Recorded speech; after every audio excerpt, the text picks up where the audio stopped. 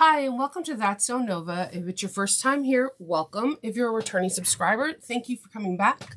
Today we have another Oro Rosa pattern today, the Carlotta Commuter.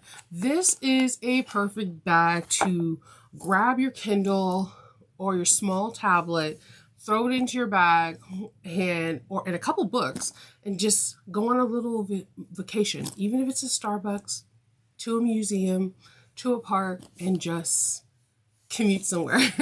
That's just one of the ways you can. This is a perfect work bag, a perfect bag for day-to-day life as well.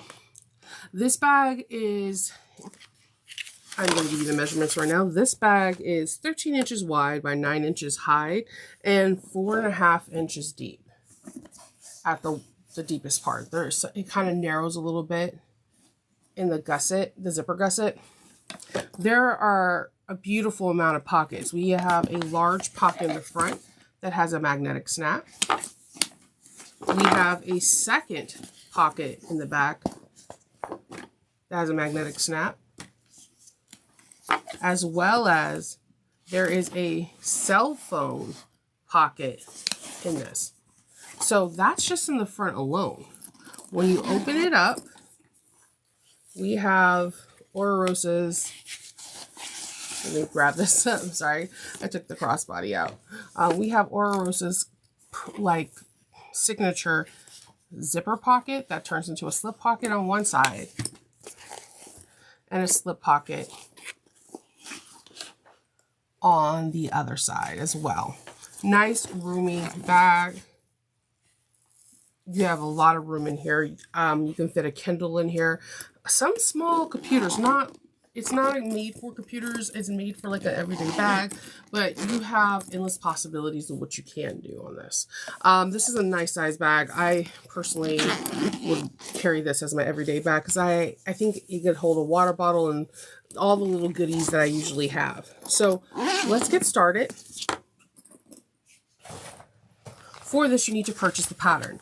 In my description box, there is a link. This link is an affiliate link. If you purchase the pattern through this link, I get credit for it. So if you're able to do that, it would be greatly appreciated.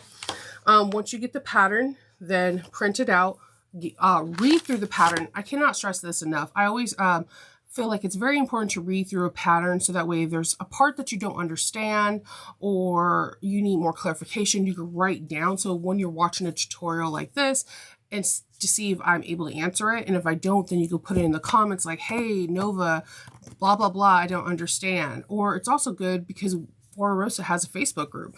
And if you ask the questions, chances are the designer herself, Alexis, will answer questions, especially about this new Carlotta Commuter.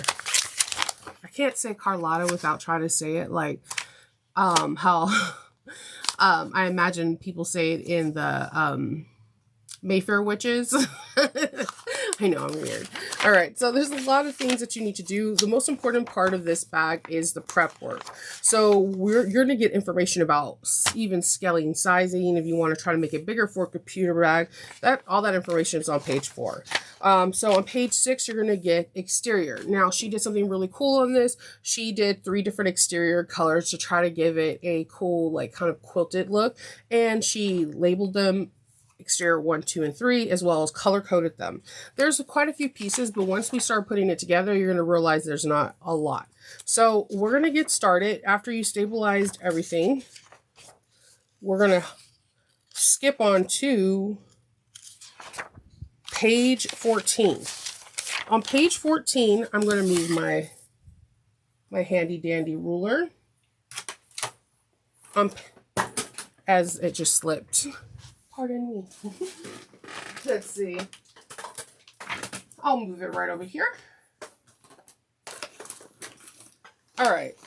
So on page 14, we are going to find the centers of our D-ring tabs. And we are going to use some double-sided tape and butt these ends right close to them. And as you can see, there is interfacing on this D-ring. It's very important to do it per the measurements on the pattern piece. Okay. Do the same thing over here.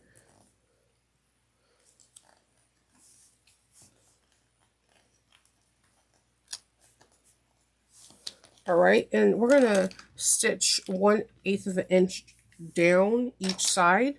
I'm gonna be using 70 weight thread from Wizardly Stitchery. It's a variant thread that I got. It's very pretty. It has different shades of blue, and that goes perfectly with what I'm trying to achieve today.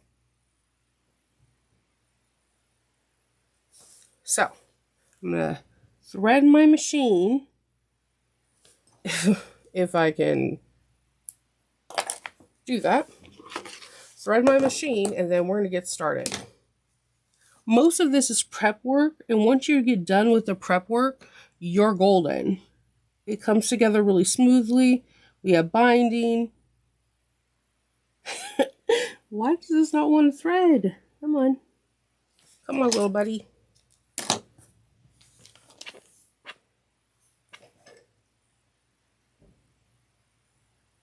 There we go. So,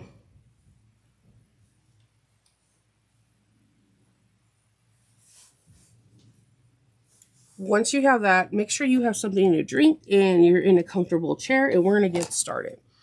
So we're going to be sewing 1/8 of an inch down each of the side seams for the D-ring connectors.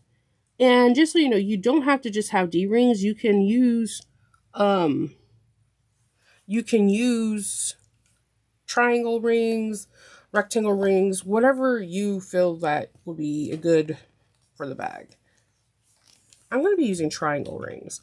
I just feel like for this bag aesthetic, that's what it needs. I'm going to back stitch.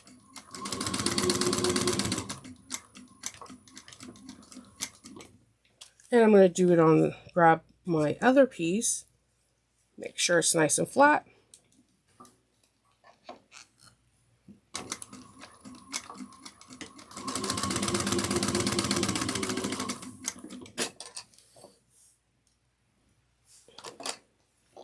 And then go down the other side.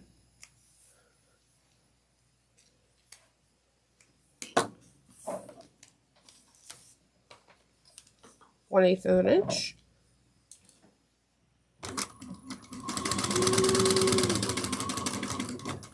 I always just backstitch.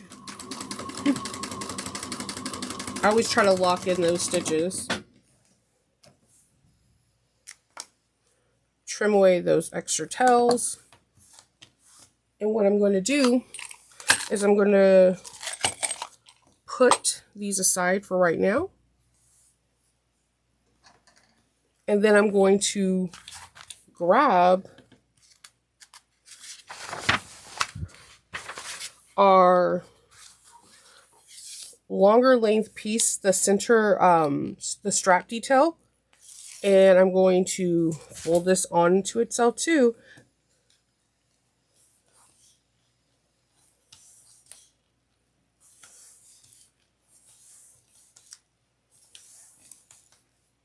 Take your time, make sure everything adheres right.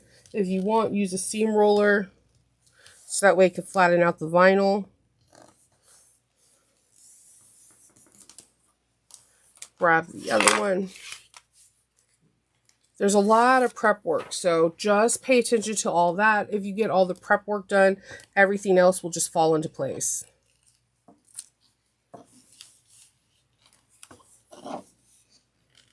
I'm just using my fingers to really have this adhere.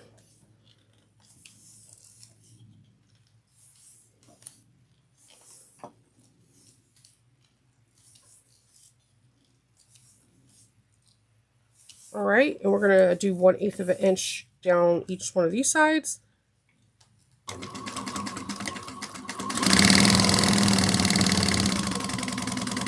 I have a new motor, so if you're like, wait, Shinobi, your machine normally doesn't sound like this, you're right. I have a stronger motor, and sometimes it's super quiet, and other times it's extremely loud.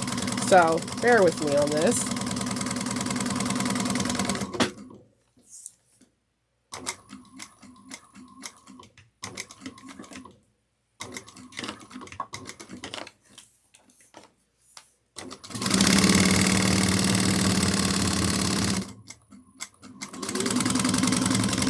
The speed control on this new motor is kind of outrageous. I'm still getting used to it.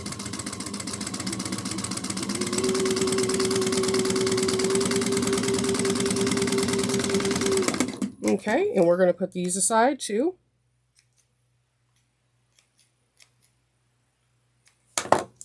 Trimming all that. And I'm taking a folder and I am just putting them right to the side so that we can find them, because I'm notorious for losing stuff. And then the second thing we're going to do is we're going to make the strap.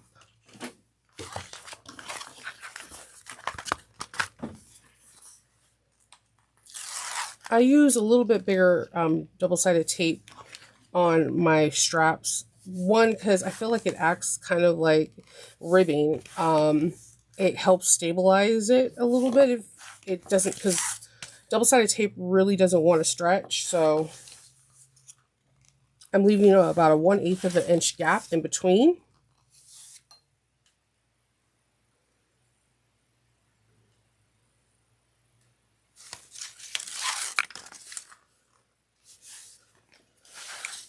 Take your time.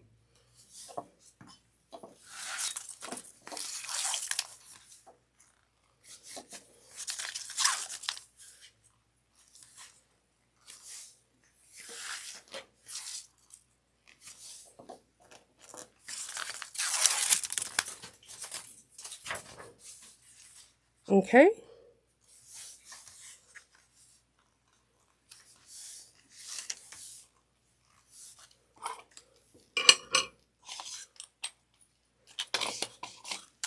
Trying to move things around so that way I can not have more clutter.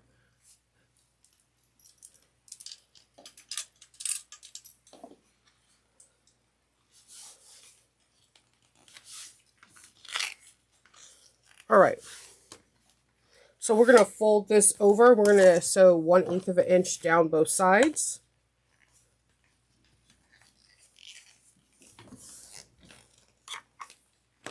Make sure you, again, back stitch in the beginning and the end.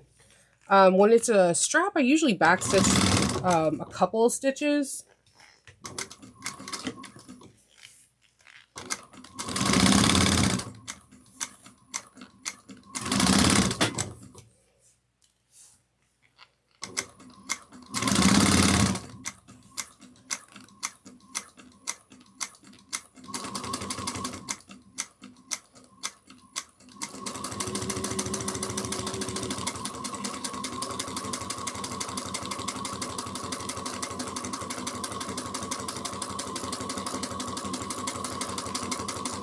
You can use clips. I just find it easier to use my fingers to navigate how the fabric touches each other, how like I'm trying to get closed off ends to meet.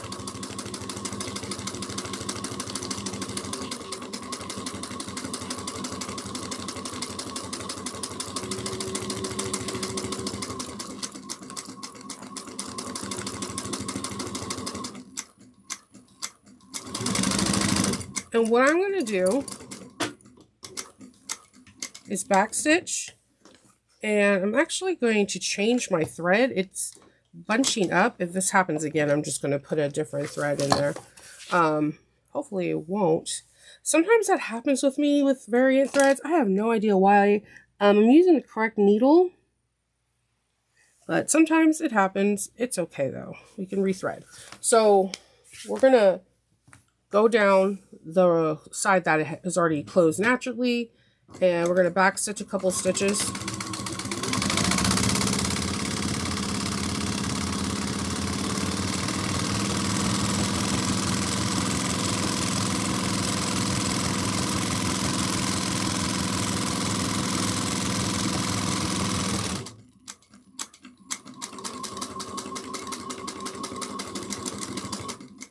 All right, so we're going to trim all these threads.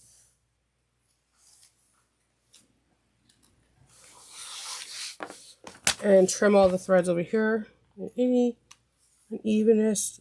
My tail, I didn't hold on to my tail, so my tail got caught up in some of my zipper. I mean, not my zipper, my stitches. So trim those. We're going to put this to the side for now. We'll be using that real shortly. And we're going to head on over to page 16, and we're going to be doing, sorry about that, I jostled you around. We're going to be doing the strap.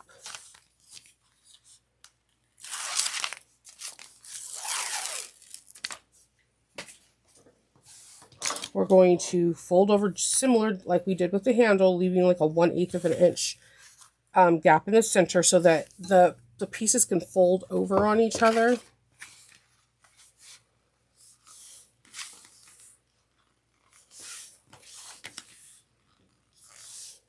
We're doing the Oro Rosa signature handles. They're my favorite handles to put on bags. They're so elegant and they're easy to do once you start doing them a lot.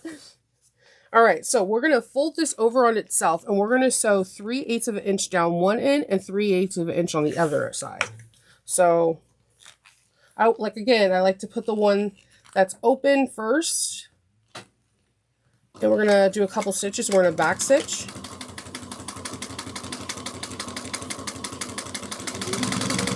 And just fold over. Again, you can use clips.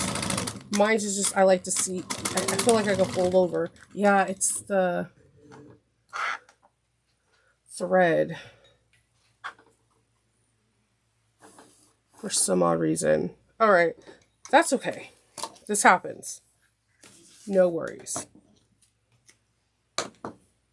We're gonna remove that and see what's going on here.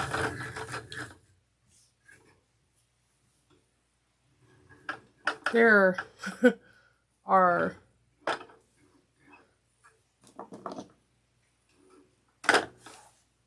a lot of stuff going on in this little area.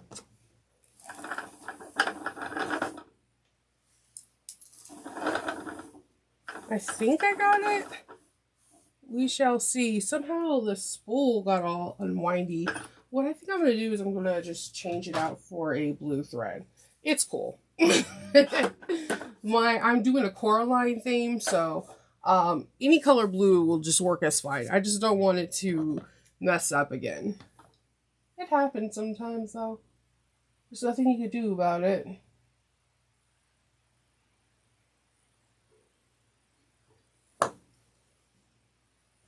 So I'm going to use this light baby blue thread that won't act donkey, hopefully.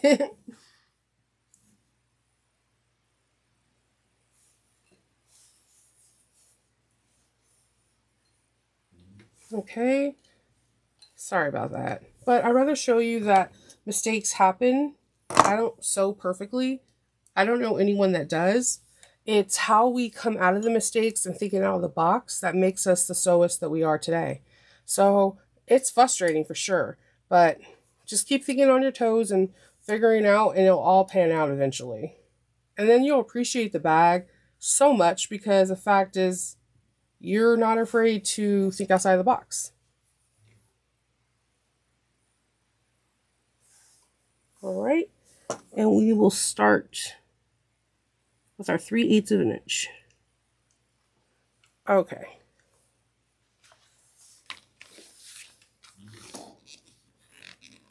Three-eighths of an inch. We're going to back stitch.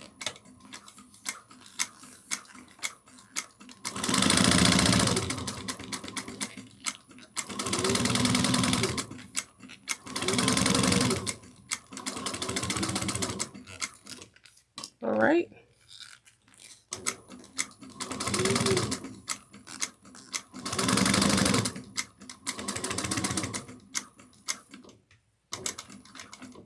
And then we're going to just hop over 2 stitches to do the other side. That's 3/8 of an inch.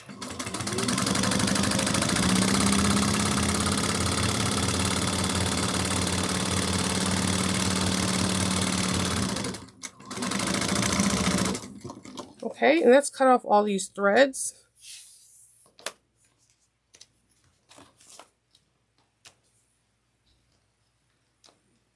All right, so we have that done. Now you need to do that to the second handlebar. And then we're going to make some measurements. We're going to bring a ruler on over, and we're going to measure 5 inches on each short end. And then our other mark would be 6 inches in.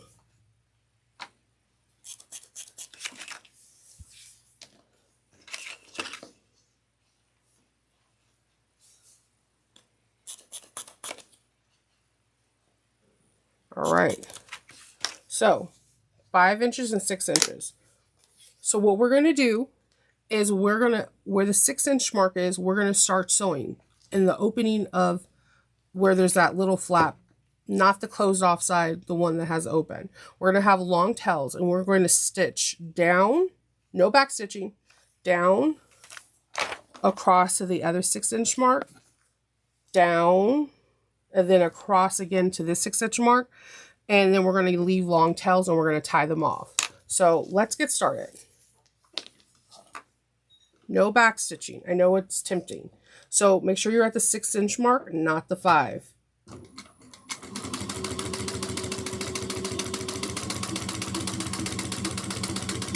So we're just going down to this other 6 inch mark.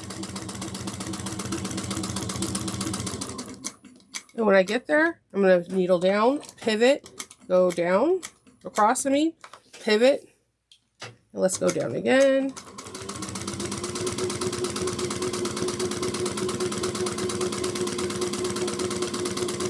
And when we get to the other 6 inch, we're going to go across. And then we're going to leave long tails.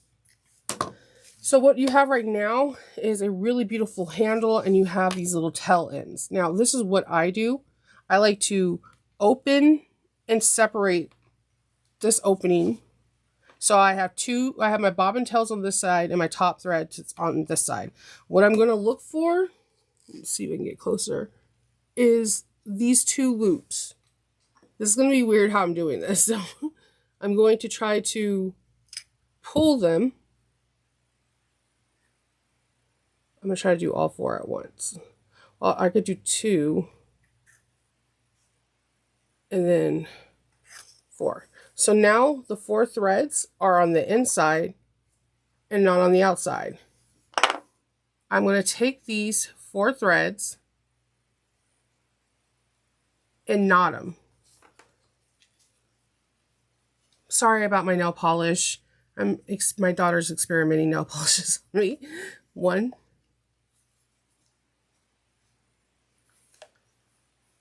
2,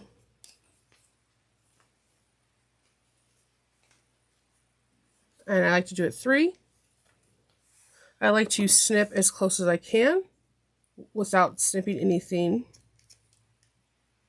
vital. And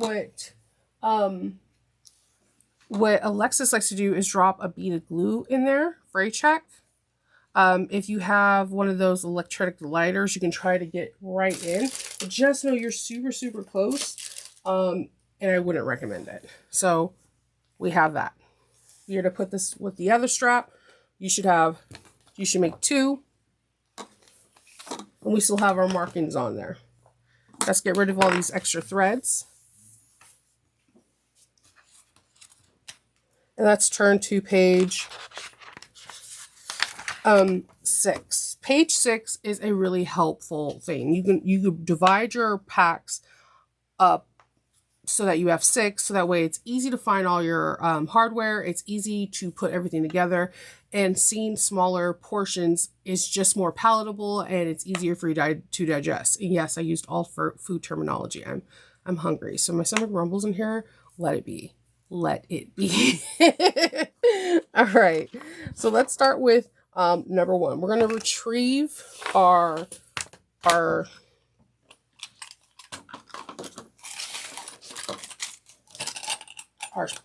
crossbody strap, and I'm going to get some rivets. I'm going to get 2 rivets. I'm going to be using different color rivets throughout this, and when you see the main fabric, you're going to be like, oh, this makes sense. You're going to be like, why aren't you using rainbow rivets, Shinova? Because I am a rebel, and I like to play outside of the box. There's nothing wrong with doing everything uniform, and there's definitely nothing wrong with not. So I have these really pretty pink rivets from New Moxie, and I have some orange ones too. You'll see when it gets there. Actually, you know what? I'm going to do the orange one. Sorry, guys. I seen it, and I was like, ooh, too perfectly. So we're going to fold. She wants you to take one of your swivel hooks,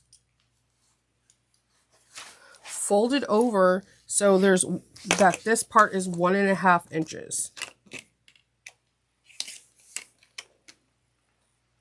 Weirdly, that was almost on the money. And then measure up, punch a 5/8 inch hole. And I'm just going to measure where 5/8 is here. I'm just going to make a mark. And then I'm going to take a ruler to help center my hole punching, because I'm going to call a spade. I cannot, when people are eyeballing it, I'm like, how are you doing that? That's impossible. That is sorcery. I'm going to use my press, and I'm going to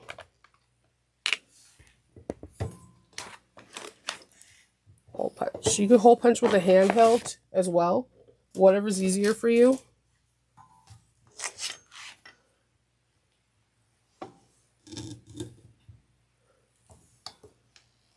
All right.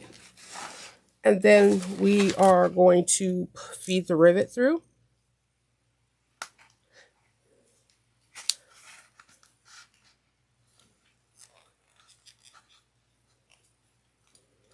Okay. And we're going to just set it with our fingers real quick. And we're going to bring my heavy press up here real quick. This thing is so heavy. Okay. And we're going to press this rivet in. All right. Then on this side, we're going to feed our slider. I'm going to trim this thread off real quick.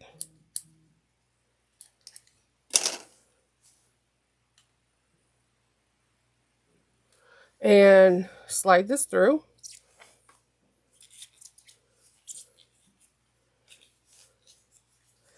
Leaving a big enough area to slide. And then I'm going to feed my other,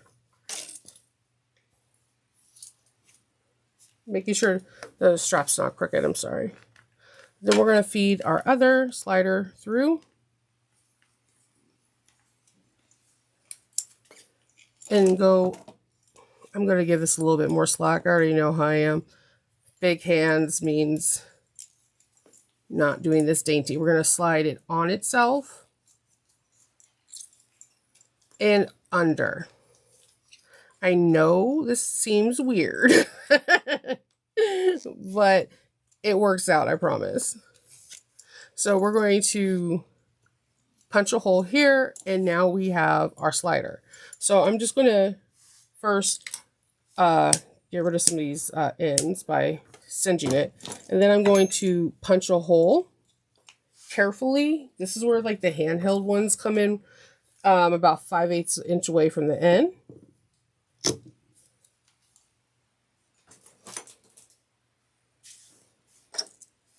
Punch a hole. It's just another way. I like when designers do that, give you a different way to think about putting in your strap connectors. Move that over here. Punch this hole. Or not punch this hole. Set the rivet. All right. And now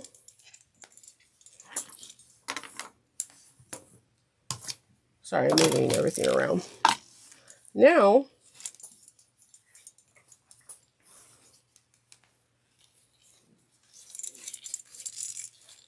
we have a really nice Oh my goodness, collecting strings slider. It's a different way to do it, and I implore you to try. Sometimes we need to try things that we're not used to, get a little uncomfortable, and then we learn more knowledge. So we have this done. This is pack 1. It is complete. So I'm going to put this on the side. I'm most likely going to grab my water. Cotton mouth is real.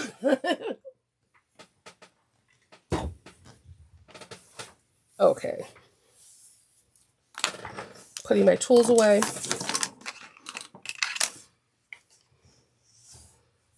All right, so now we're going to grab pack 2. Pack 2 is your main exterior panel.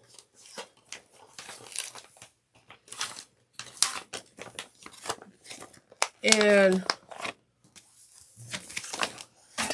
one of your handles. Okay. So the first thing we want to do on your handles, we want to mark some double-sided tape on the back. We're going to measure 4.5 inches up.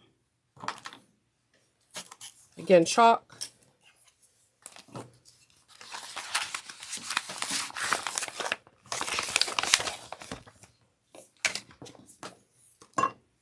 Four and a half inches up on the back side, not the side that has the markings of the 5 and the 6. Then we're going to grab some double-sided tape.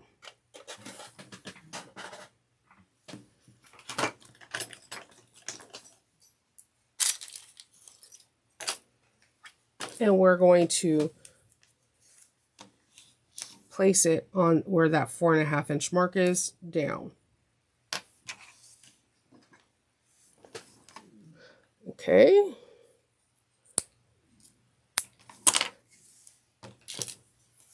Then do this on the other side.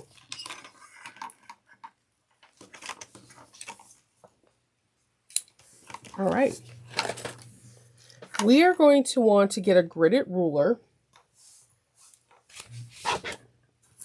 6 inches, and we're going to want to take out the exterior.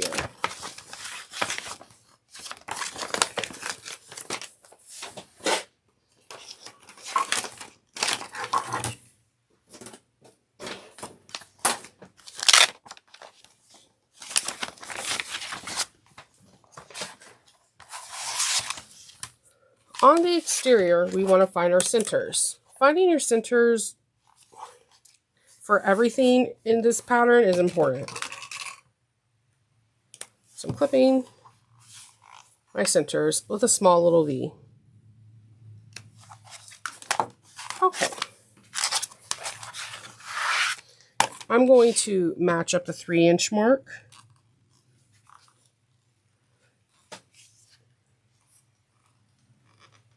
All right, we got that all lined up. Now what we want to do is we want to make sure that we're going to attach these handles 1 inch above. 1 inch above. And keep everything nice and lined up. They want to be 6 inches apart. Make sure that it stays 1 inch above.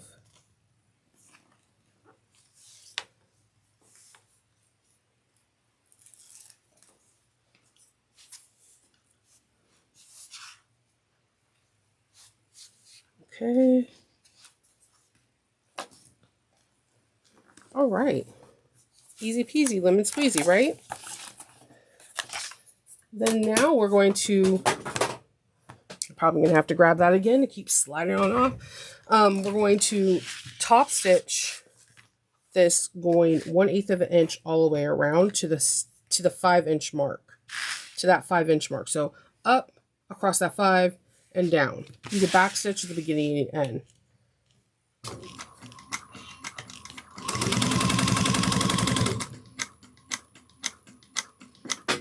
Needle down, pivot.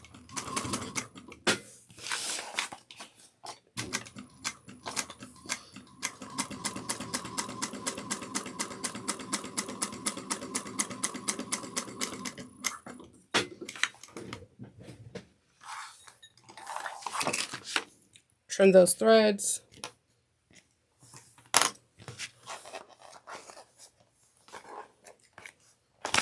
All right, we're gonna do this on the other side real quick. Or take your time, there's no race. I'm just trying to go real quick because I don't want the video to go too long and you're like, Shanova. So to that 5-inch mark, turn around and pivot.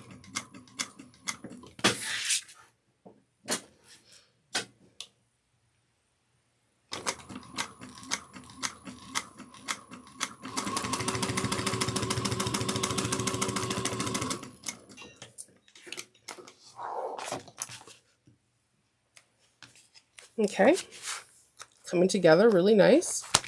Really nice. All right, so we have that. We're going to now proceed to the next part. This is vital, okay? We're going to want to measure 5.5 inches from the bottom to put a rivet. Not a rivet, a magnet. So I'm going to take my ruler, have it center to center, find where the 5.5 mark is, and just put a little mark. A little mark right there. I'm going to grab our rainbow. You know I had to get rainbow. Some rainbow. The washers keep trying to slide. Hardware real quick, and then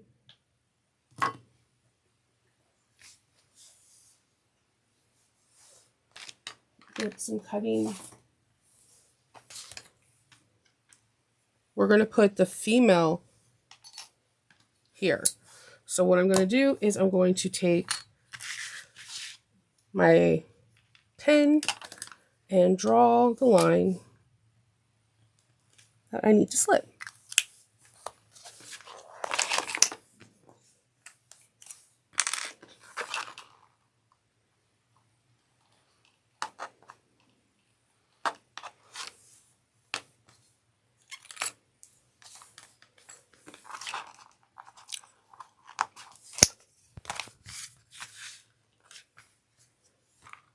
Put your washer on there.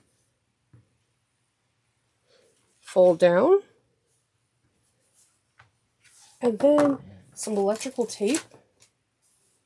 You can use a piece of like foam, whatever you have handy.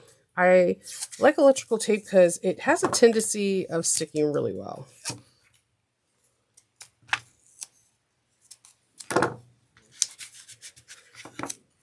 I hear the fire alarms outside.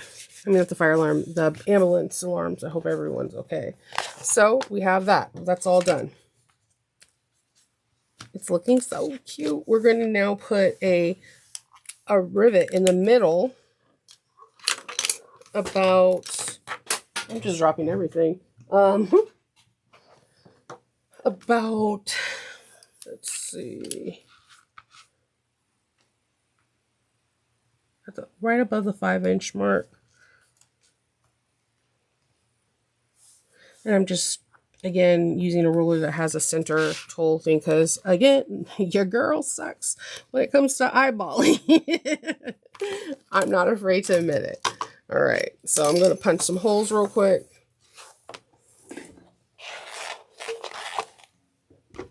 I'm sorry. Wasn't prepared for that. Keep moving you around when I'm punching holes.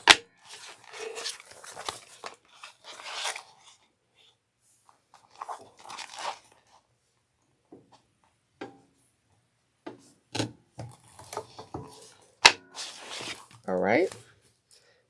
Get some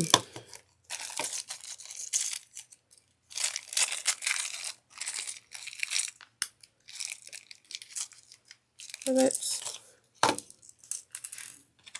Yeah, if you want to save on rivets, you can always put a different color washer or a different clip a different rivet in the back, so that way no one sees, and put the cap of the color one on, and or you can do it vice versa. Sometimes I do that with my iridescent ones because they're expensive. This one I didn't punch the hole where I needed to. Ooh, sorry. Wanted to be a little finicky.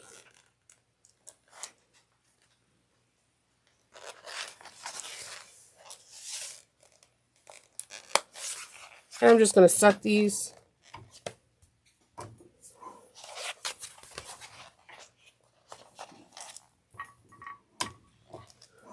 All right.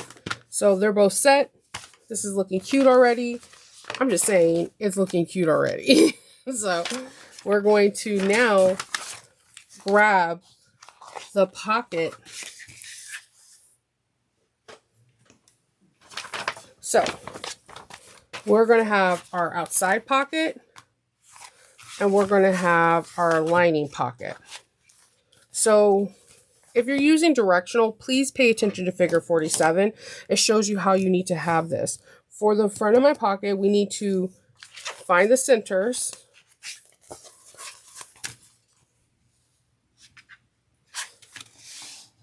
And again, if you have a hard time finding your centers with just a crease, I like to put a line, and it's easy for me to guide, guide my ruler, and everything works out peachy keen.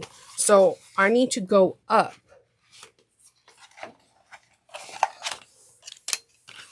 5.5 inches from my center. So I like to put my ruler right in the middle. And if you're using a long ruler, it'll be 6.5 inches on both sides. But it's 5.5 inches up. The reason why I'm saying this is this was a great topic in our in our sewing test group. So 5.5 inches up.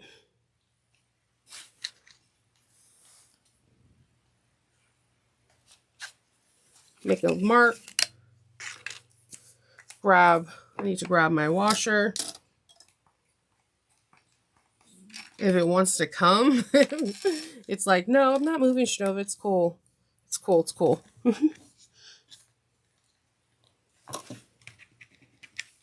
Okay. Make my mark. Make my little slits.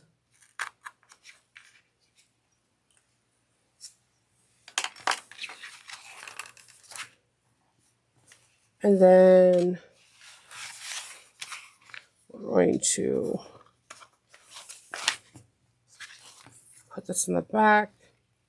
You could put a piece of Decovil Light if you feel like it's going to be flimsy enough. Be honest with you, waterproof canvas, it's not waterproof resistant. Waterproof canvas is super resistant. Like, it doesn't tear very easily. So it's your discretion. Get some electrical tape.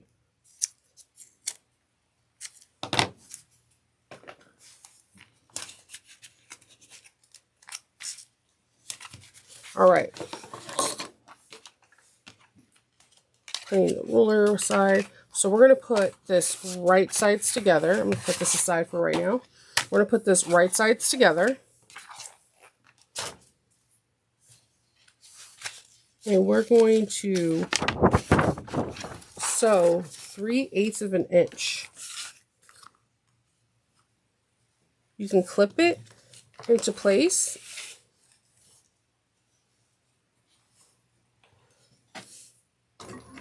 Back stitch well at the beginning and end.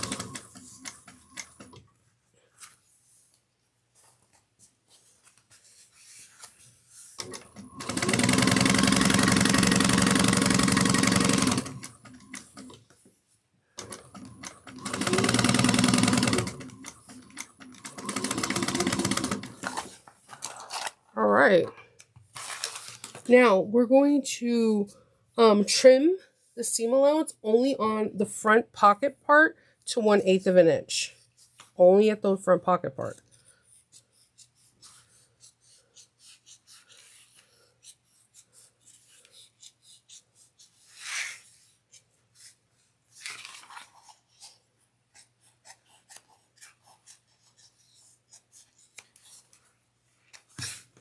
Okay. Then we're going to grab a bead, not a bead, but some double-sided tape. And around the seam allowances where we just trimmed.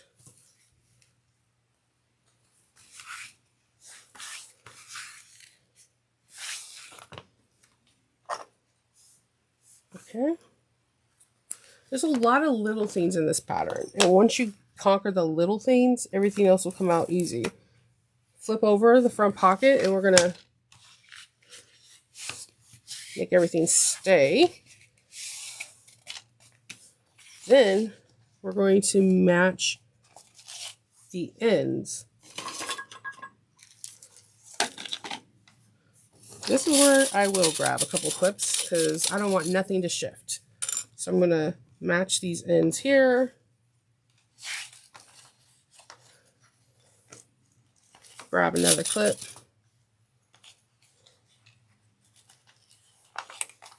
All right, see how that works out? Look how pretty that is. All right, so then we're going to we're going to top stitch across.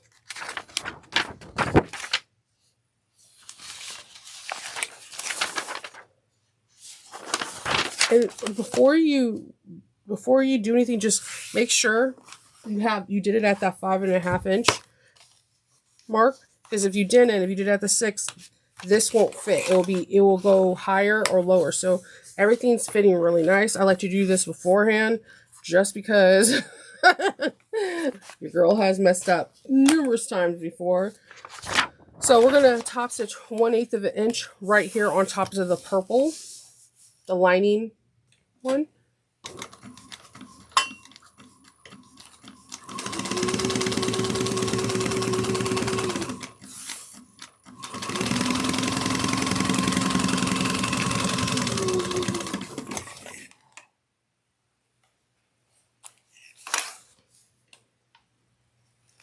Okay, so we're going to do a couple things now. We're going to, 1, put this on.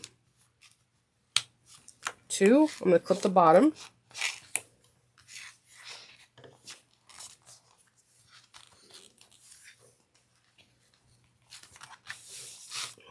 And then I'm going to grab a few more clips, and then we're going to use our ruler to measure some stuff.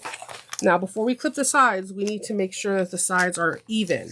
This is very important. Make sure your sides are even or your bag will look a little twisty curvy. So we're trying to make sure that at the very top, we want to measure 2 5/8 of an inch down.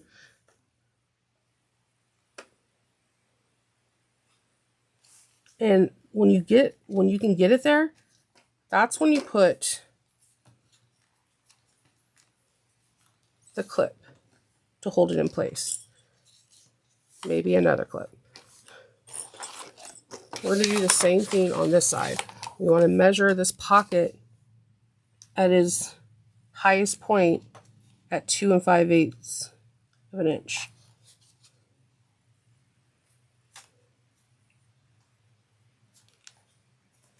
And then we're going to clip. Then we're going to turn it on itself and we're going to sew all the way around using like a 1/8 of an inch seam allowance.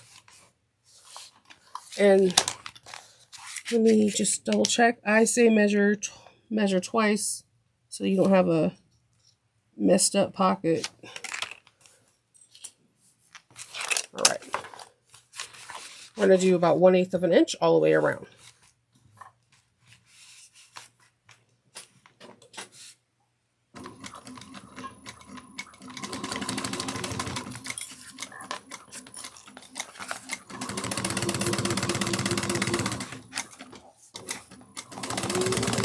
Take your time.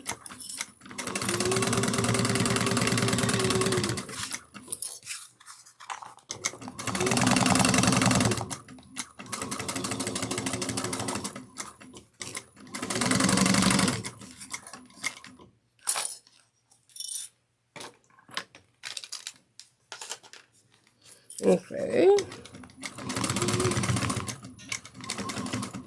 And then we're going to trim off any excess, which there should be some, because you're trying to put a pocket on a kind of a unique shape. It's a square with rounded edges, and you're laying a rectangle on it. So there's gonna be some areas you're gonna have to trim.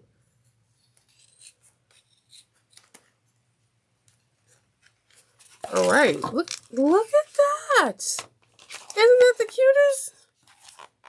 That is so freaking cute. I love it. Now, we're going to repeat the step similar to pack number 3, I believe. We're going to retrieve pack 3.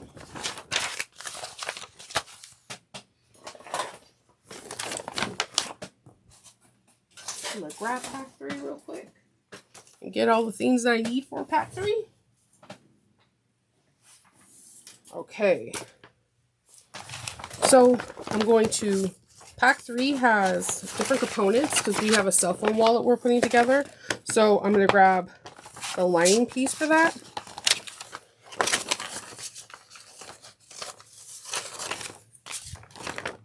We'll put this down.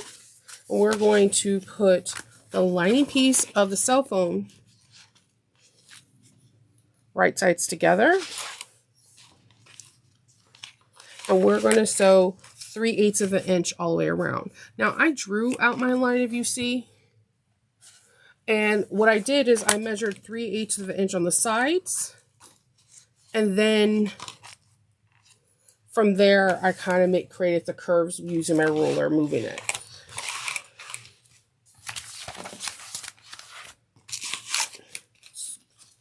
See?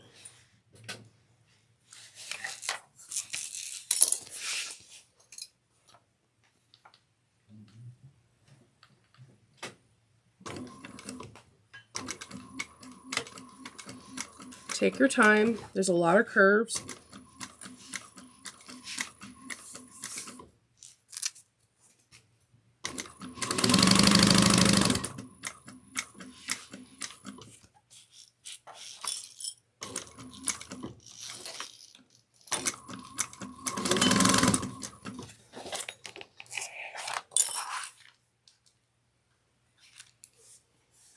Okay, you know what? I should have put the handles on first. Okay.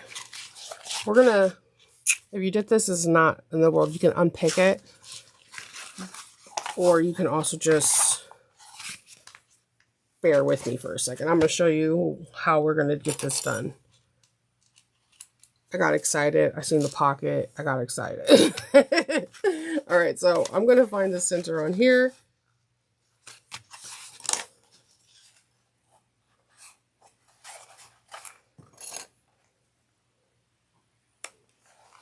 And then the center on the bottom.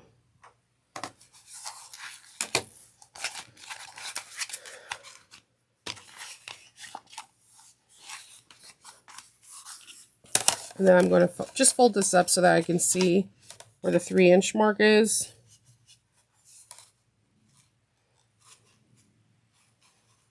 Okay. And then I'm going to grab our second one and put some double-sided tape that, remember, it's a 4.5 inches on the side that doesn't have the chalk to help it stay in place, because we can't pin these lovely handles or we'll have visible holes. So we're going to go measure 1 inch up,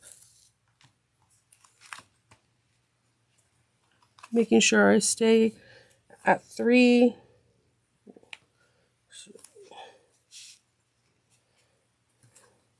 One inch up. And I'm just moving this out of the way, the pocket.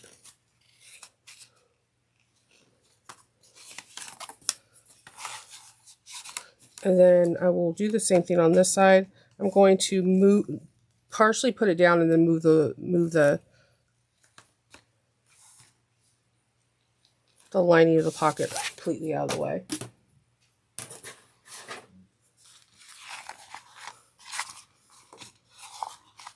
So I'm going to now take my ruler and just go back and make sure everything stays nice and lined up. See, it was a little bit more finicky, but it works out. So we're going to do the 1/8 of an inch on both sides, like we did on the other one.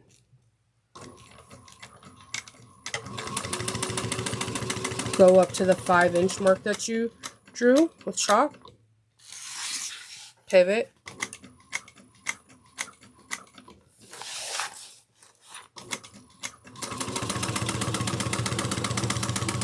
And you can back stitch.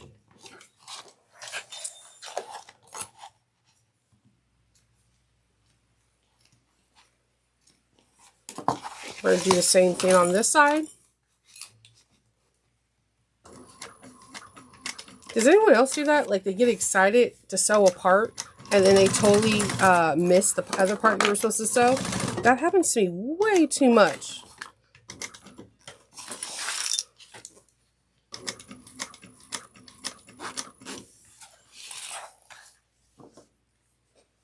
Trimming thread, sorry.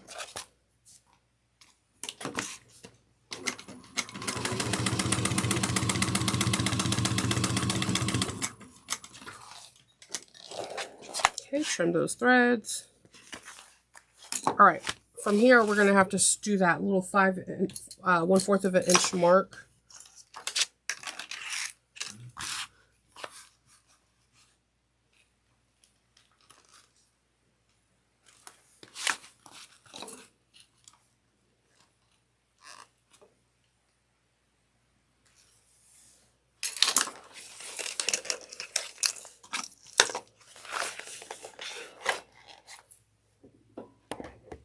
Sorry for moving you, punching the holes.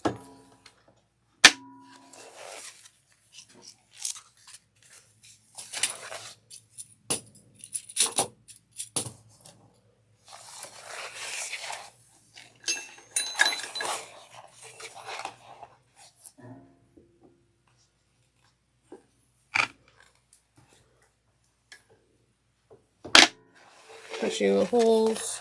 And then we're going to put some rivets in it.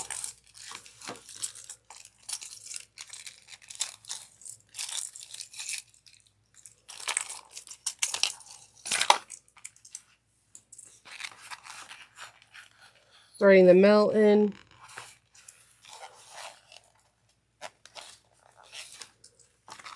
Female cap.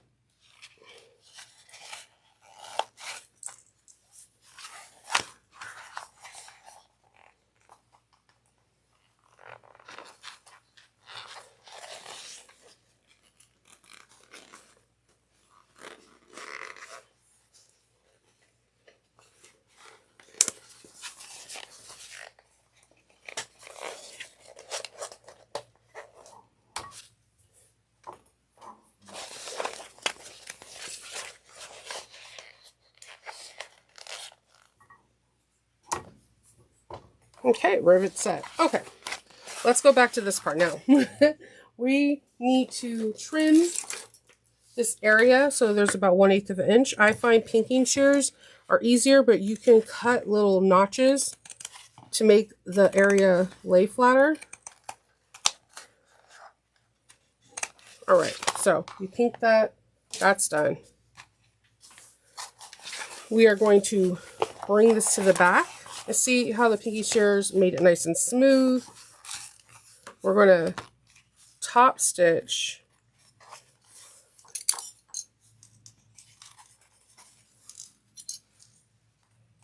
I'm just putting a couple of clips there. We're going to top stitch at 1/8 of an inch.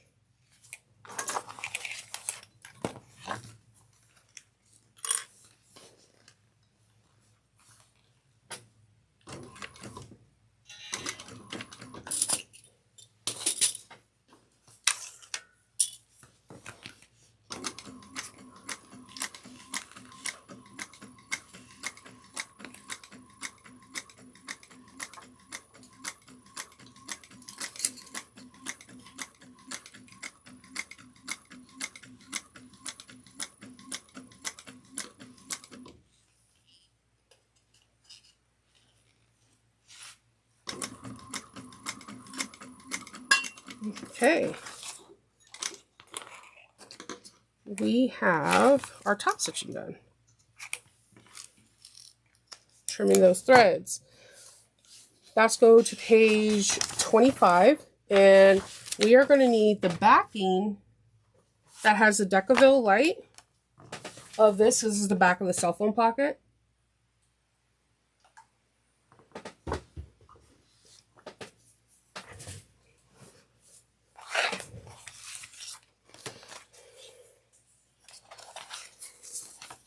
And so what I like to do is I like to clip the edges first so they could stay. And then I know these two pieces are going to stay. We're going to sew at a 3/8 of an inch going down across and going up.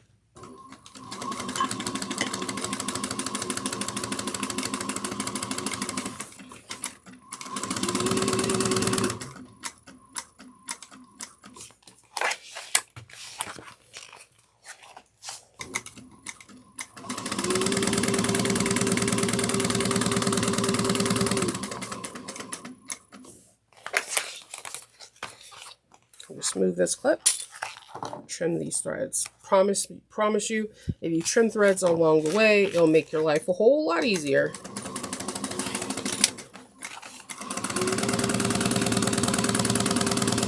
All right, we're going to be doing some more trimming and then some more back stitching.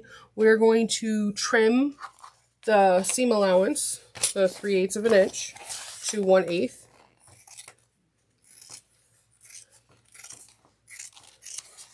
Reducing bulk in the bag, which is always nice.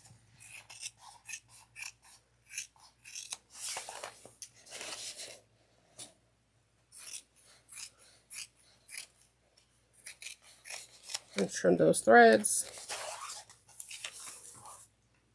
Okay, now, and to reduce the bulk later on, we need to trim off approximately 1 inch at an angle for the corners. And it helps reduce bulk at an angle. So just about a 1 inch triangle. Now, so what I did from here is I went a couple stitches back from where the stitch got cut off, back stitched, and then trimmed, and then just sewed up this angle.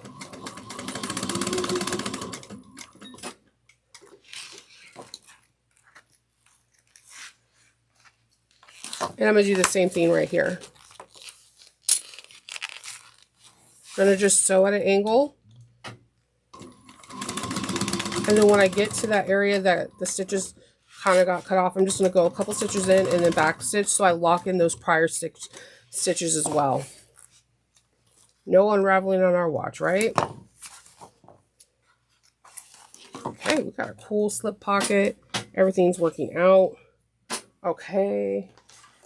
See, I have like glue or something right here that's gonna disturb me until it's off.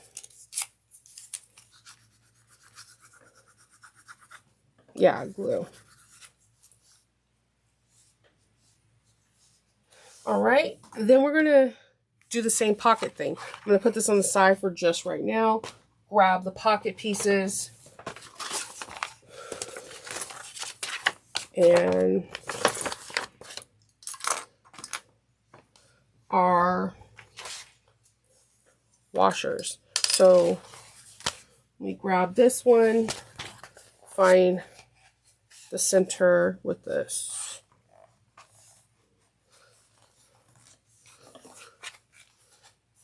Okay. We're gonna go 5.5 inches up from the center.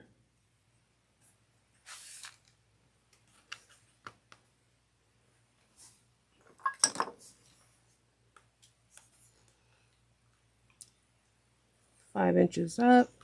We're going to get our washer, draw where we need to make the slits. All right, so with this one you want to be extra careful. I would suggest you put your mat underneath the pocket so you don't accidentally cut it. It happens. We all accidentally do things like this. Just, you might be able to sew it or put like a glue patch if it happens.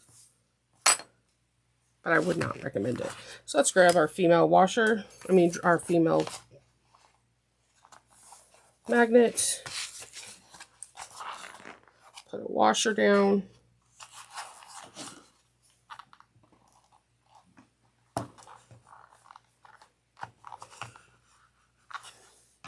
Electrical tape.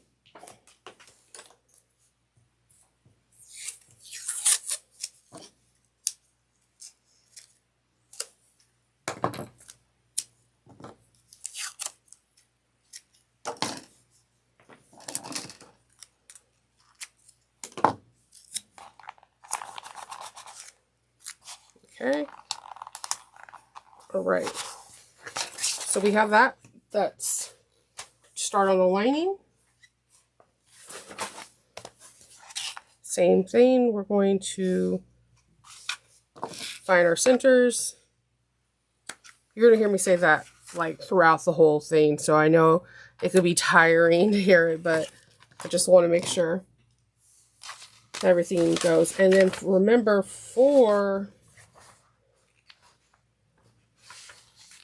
the magnet placement, we need to measure up to 5.5 inches.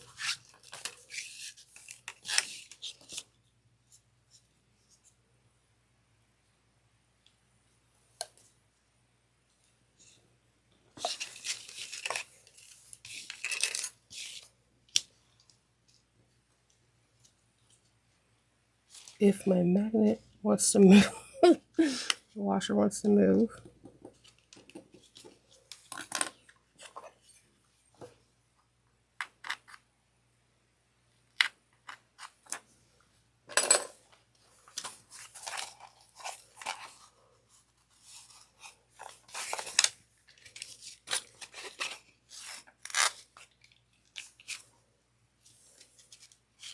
Believe it or not, this is the hardest part. The rivets take a little bit more finessing towards the end. And hopefully I'll have some tips for you. Or if someone's watching this and has a really cool tip, put in the comments. People read comments and they want to help each other. So do that. Plus, it helps with Facebook and with YouTube algorithms. So let's see. Algorithm. We're going to put these right sides together and we're going to sew this down at 3/8 of an inch. I really love how these pockets come together.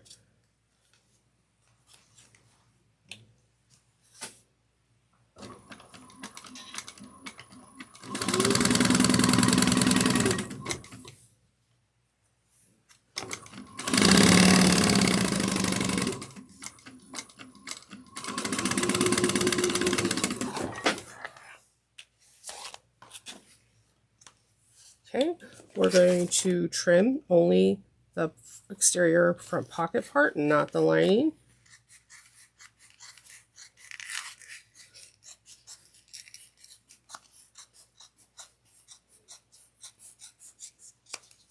Then we're going to grab some double-sided tape.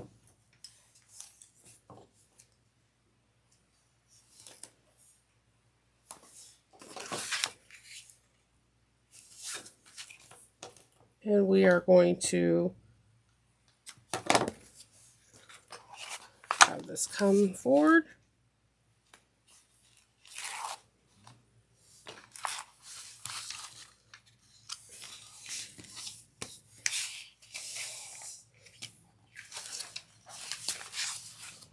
All right. And then, like I said last time, I like to clip these because I don't want to mess up where the magnet washers at and everything. You want everything to line up really nice.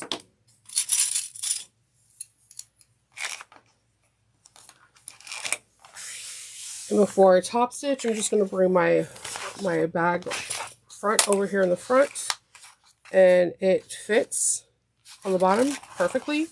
Awesome.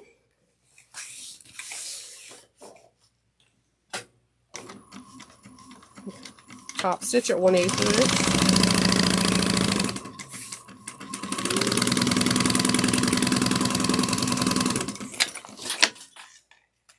right. Grab this, place the magnet down. I'm going to clip in place as soon as we get the measurements right. 2 5/8 of an inch is the highest point.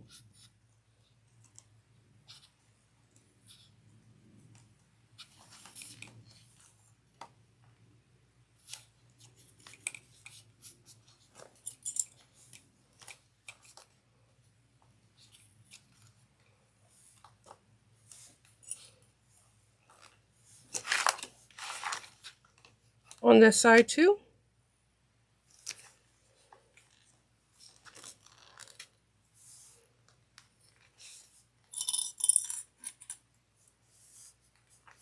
Okay, and always just double check. It doesn't hurt. If you have to remove something and move things back into place, it's better to do it now than to do it later. That's my motto.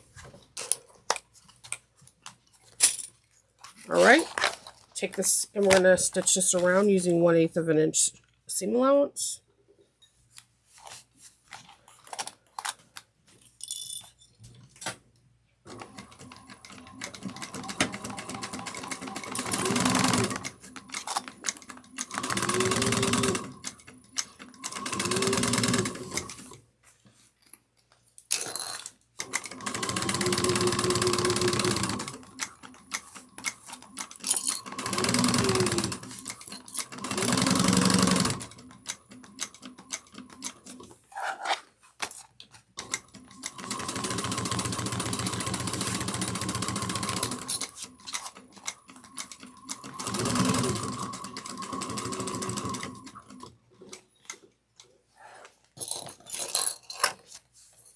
Okay, and we're now going to trim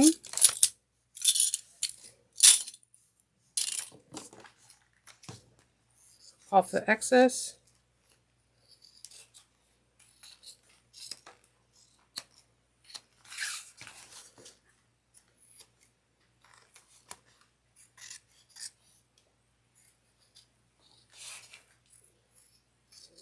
Let's see.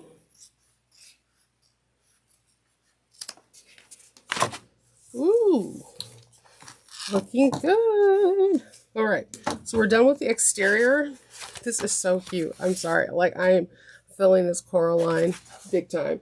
All right, so let's go head on down to page 26, and we're going to be doing pack 4. See, we're already on pack 4. There's only 6 packs, and I promise you, the packs get just easier and funner.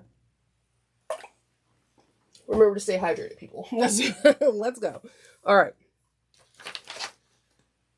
Pack 4.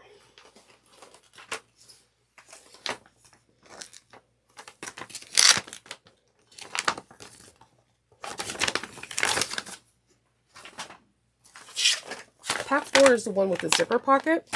So let's get all that out.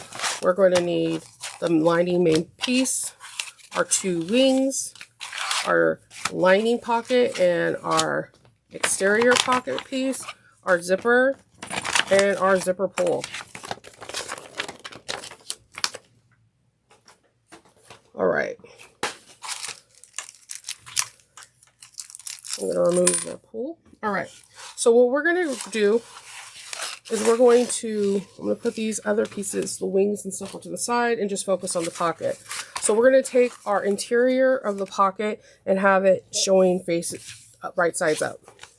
I'm going to find my centers like I do in everything. Find your centers is important.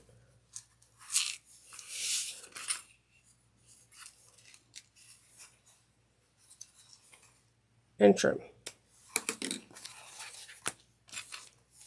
We're going to take our zipper tape and separate it.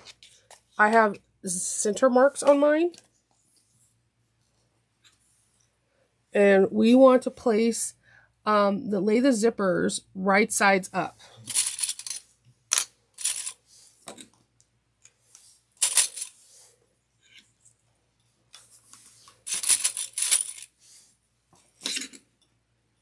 Okay, doing this on the other side too. Make sure everything is nice and lined up. Make sure that my center marks are on point.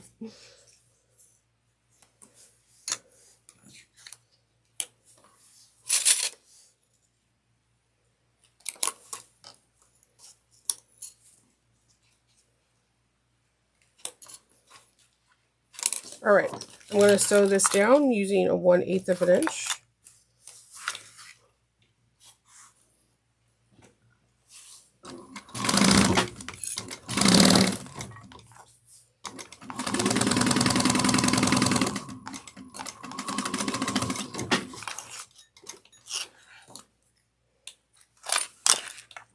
Okay.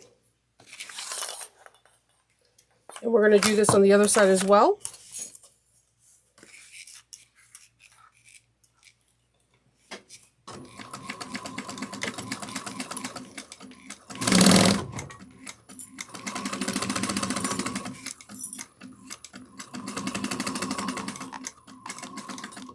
Okay.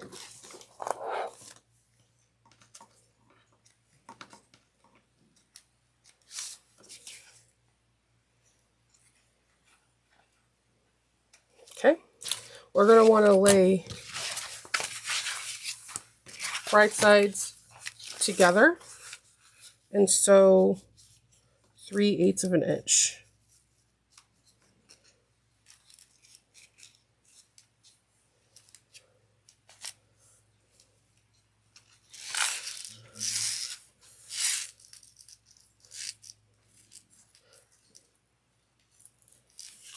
Okay, 3/8 of an inch. And my back stitch.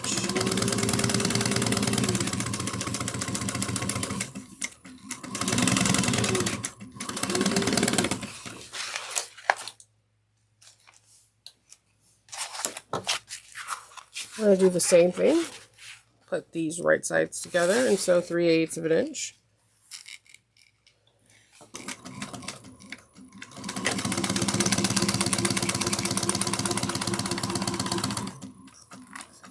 And I must have ran out of bobbin. Well, at least it wasn't top stitching, you know. That's always the worst. You're like, no, not today, bobbin, not today.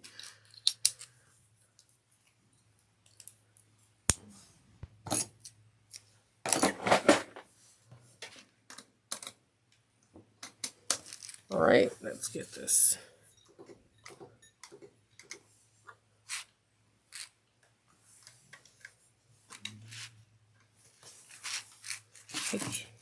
All right, that was not weird at all.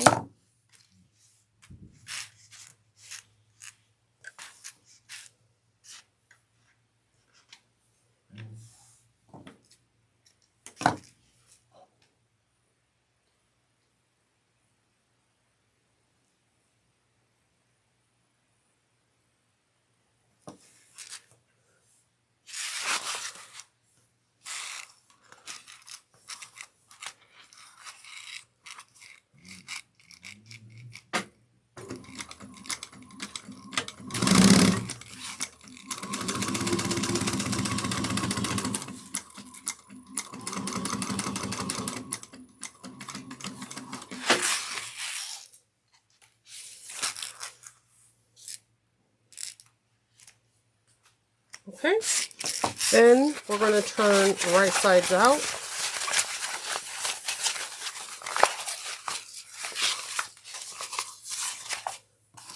And trim if you still did not get all your threads like me.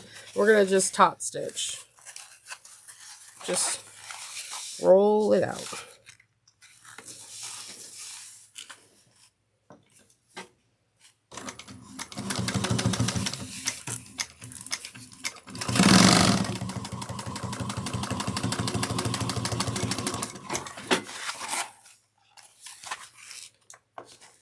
Trim those threads. We're going to do it again on this side, top stitching. It's a little bit of rolling the fabric, excess fabric out of the way, but you got this.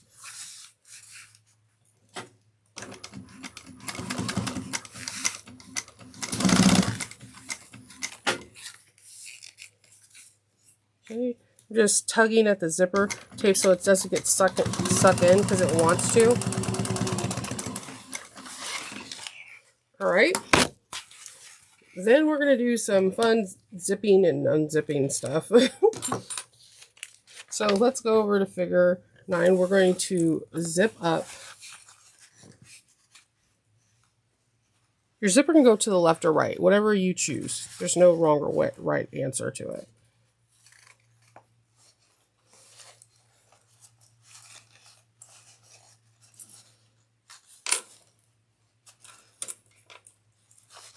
Okay, let's put our zipper on.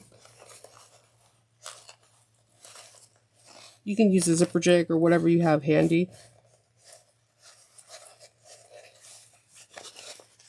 I'm going to zip it right off, and we're going to kind of maneuver. You want to pull down the inside of your lining to meet the bottom, and then we're going to top stitch this to create a nice pretty slip pocket top stitching. And just make sure none of your lining is in there, and you're going to be golden.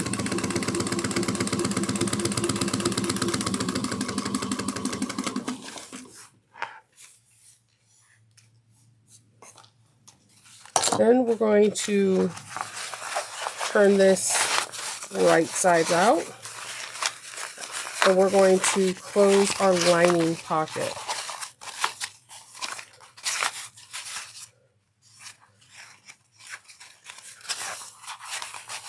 So we're going to sew at 3/8 of an inch, going up, back stitch well at the beginning to end. I don't know what is up with me losing not holding on to my tails today, but I gotta get it together. Get it together, Nova. Does anyone else talk to themselves while they're sewing, or like they're watching YouTube and they're like listening to like a story? They're like, no, don't do that, or oh, I can't believe that happened. No one else is in the house, just yourself. And I stitch right up to that as far as I can without hitting my my lining fabric and like messing it up. My exterior part of the fabric.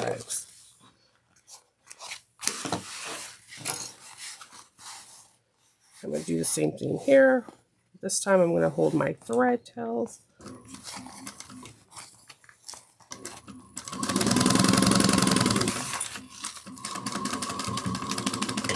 All right. Trim, trimming, and trimming. This is when a domestic machine that has an automatic threader cutter, I'm like secretly jealous of you guys because woo, I am bad at cutting threads. All right. Everything should lay nice and flat, and it is. We're going to grab our zipper pocket, and I'm going to place it and then on again.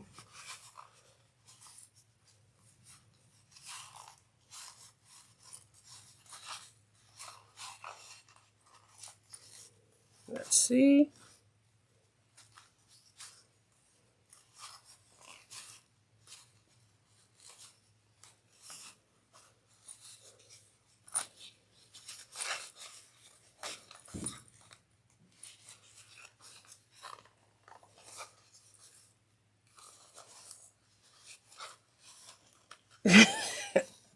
Sorry. Yeah, the struggle is real for me right now. Hold on. I got it. All right, so we have this. Now we're going to grab our main exterior body piece. Interior for the body piece, we're going to retrieve the main lining piece. We're going to place the zipper pocket on it. Make sure you're going where the 9 inches wide, because if you do 9.5 inches, it's too, it won't fit. So we're going to do some measurements real quick. We're going to measure 5/8 of an inch up. So what I like to do is I like to just grab a ruler, grab a chalk pen, and draw the line. It's easier that way for me because I can clip it with confidence that I know I just had it right. I pinned it right. All right. So we're going to base this in place using a 1/8 of an inch seam allowance.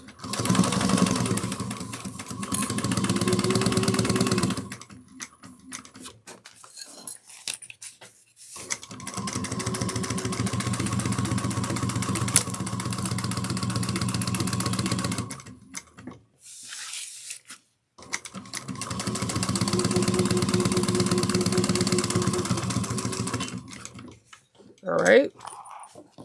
Then we're going to get these wings.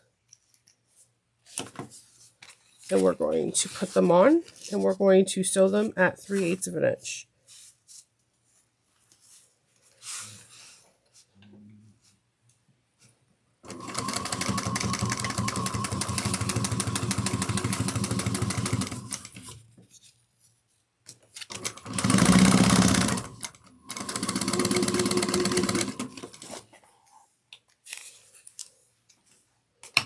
Top stitch.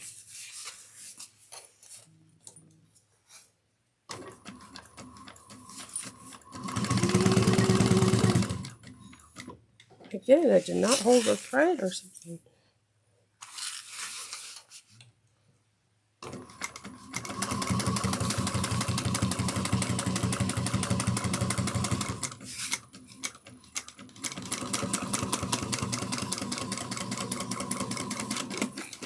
Let's do this on the other side.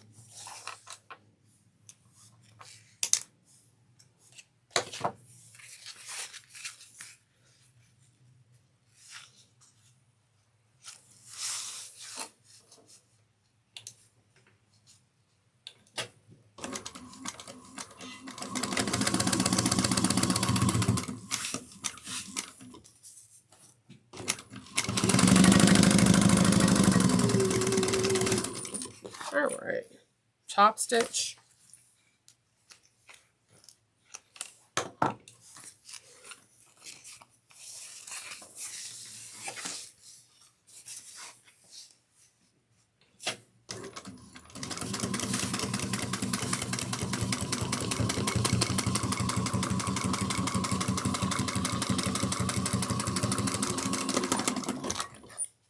Okay, we did that, and then what we're going to do now is we're going to trim the seam allowance down to 1/8 of an inch.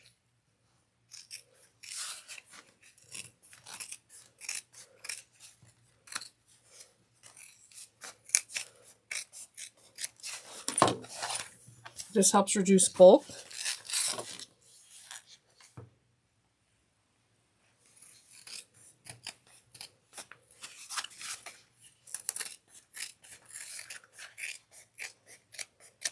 Now, for the zipper side, what you can do is you can hit it with your your lighter, just to seal off those ends. But that's one pocket done. It's cute, right? Very Coraline. So I'm gonna put that one to the side, and we're gonna grab Pocket Pack 5. And it's very similar. We have a lining.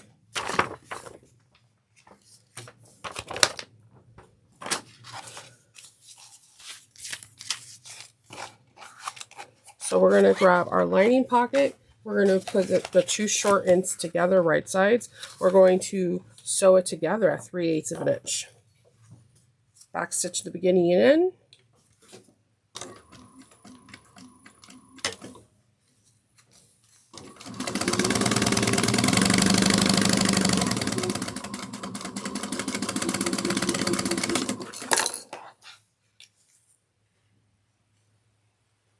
Okay, and then we're going to trim the seam allowance to 1/8 of an inch.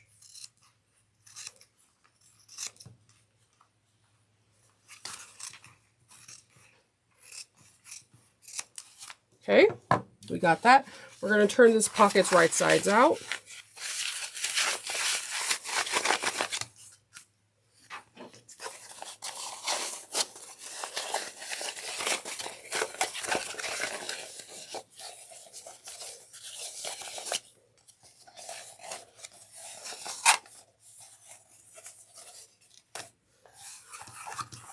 And we are going to top stitch to make a nice pretty slip pocket at 1/8 of an inch.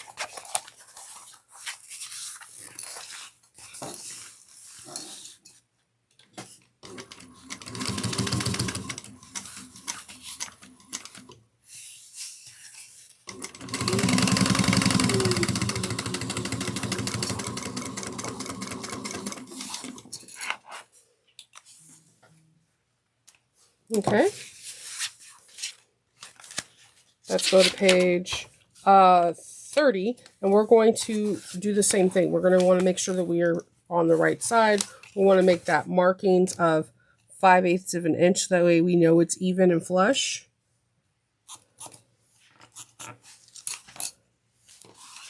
And we're going to want to go up, down, and up again.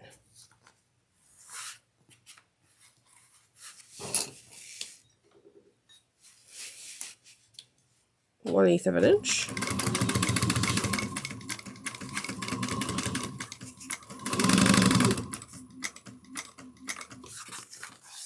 And then we're going to go across.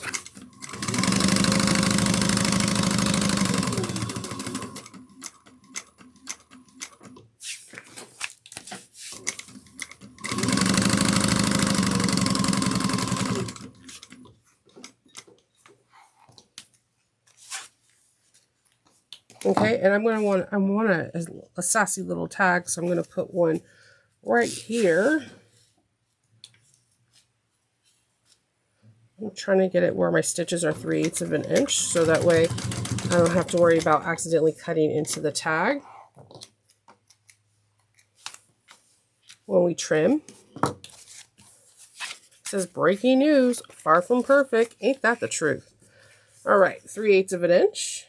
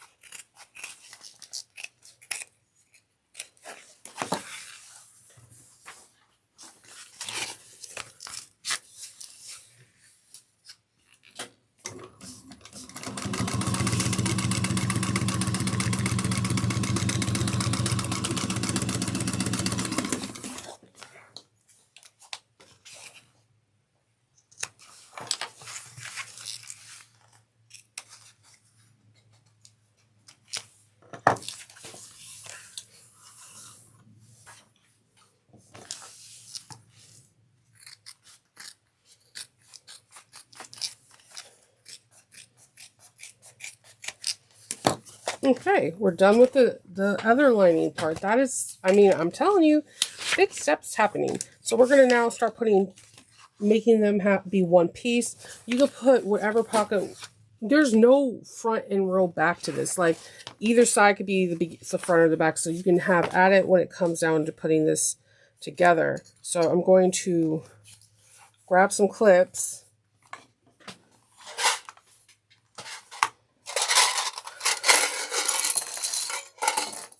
And we're about to clip this real good. Some areas, if it feels like it's too big, it's fine. As long as the end product, everything matches, everything will be fine. It's all gonna be right. It's gonna be fine. It's gonna be fine.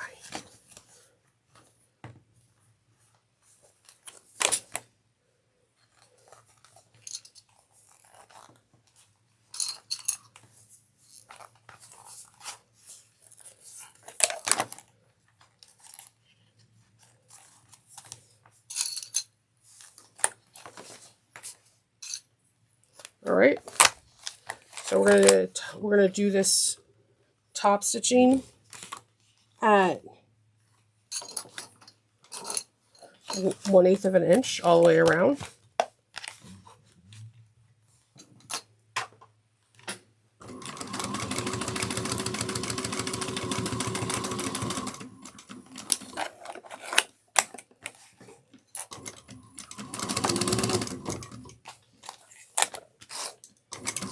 And as you can see in diagram 125, Alexis trimmed. I had a trim. As long as everything looks okay, you'll be fine.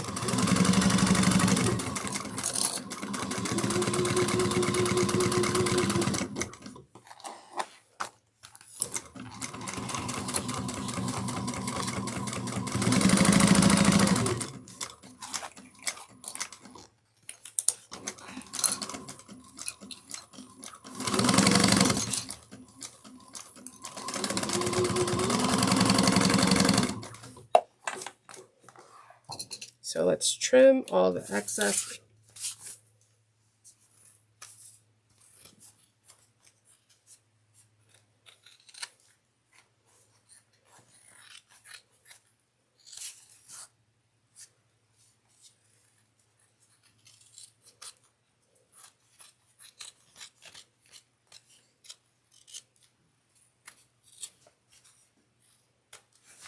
All right, we got that. And what I like to do where everything's nice and soft and pliable right now, I'm going to put a couple clips in and remark my centers just to make sure that everything is still the way it's supposed to be. So when we go start doing this binding and adding the gusset, it all matches. So I'm doing that. And I also like to mark my sides. It's one way I can kind of guarantee the best results in it being even.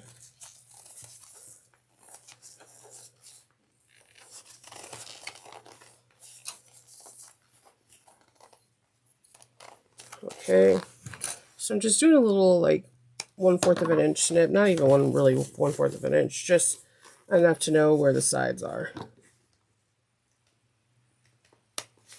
All right, this one's all done. I'm gonna go grab the second one, and like I said, it's real, just getting everything together.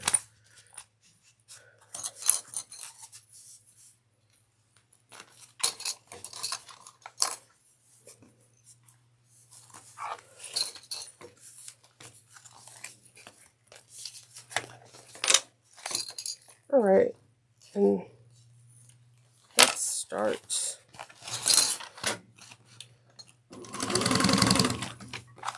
Doing 1/8 of an inch.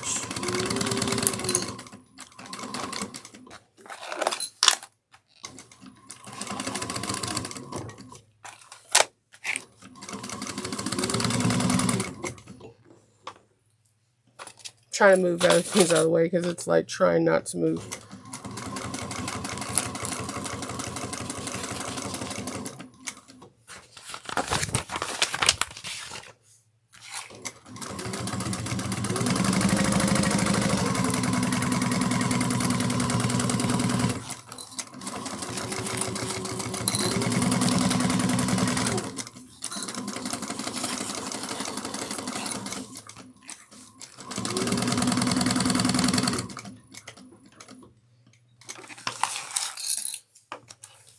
We're going to trim the lining, not the exterior, any lining overage.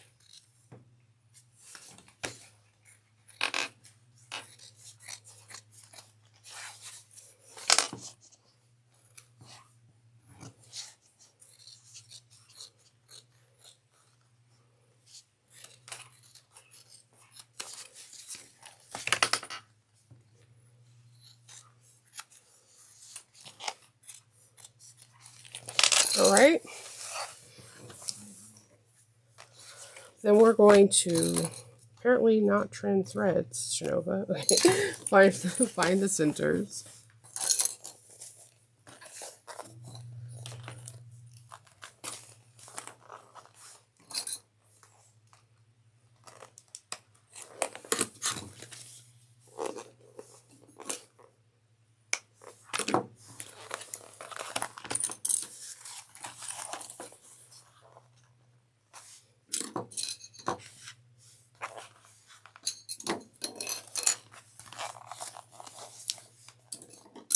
sides.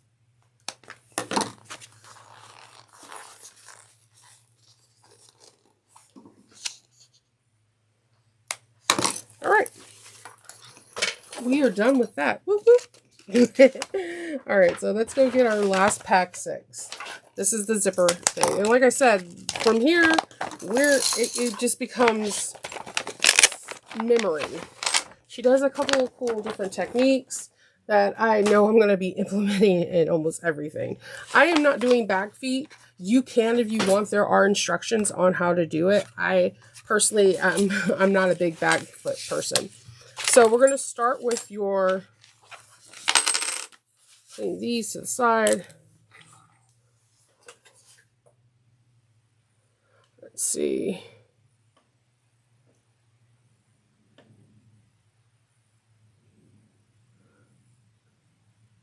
Okay.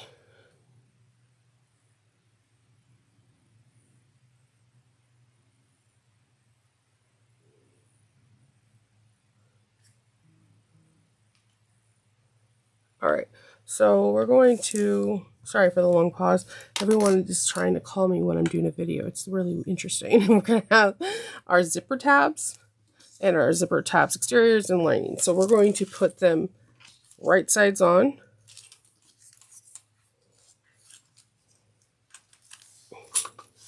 I'm going to put a clip right here. And I'm going to do the same thing on the other side.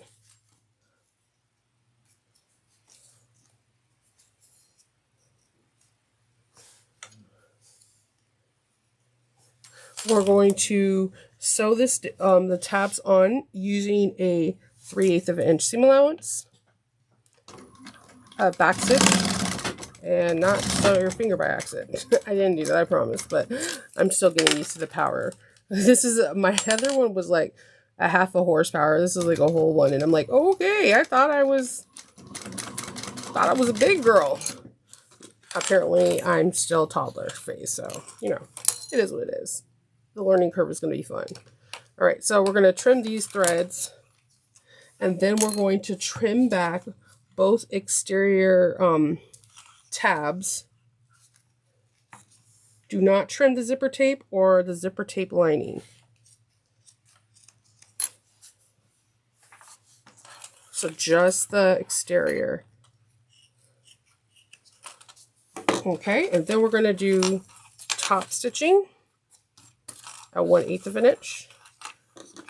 Let's trim, trim, trim, trim.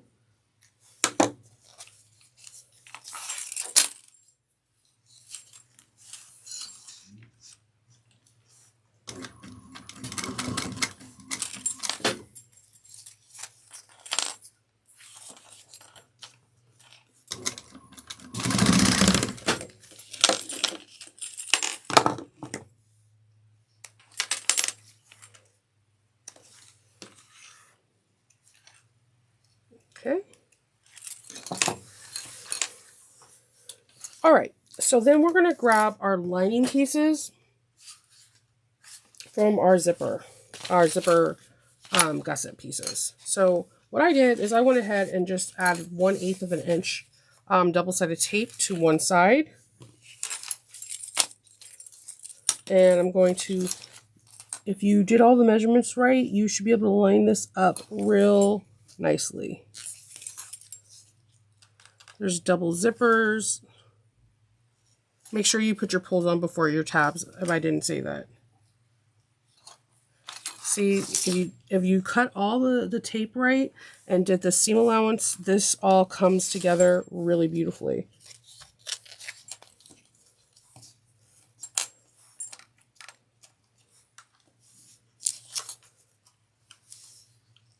All right. Then I'm going to grab an exterior. Now my exterior does have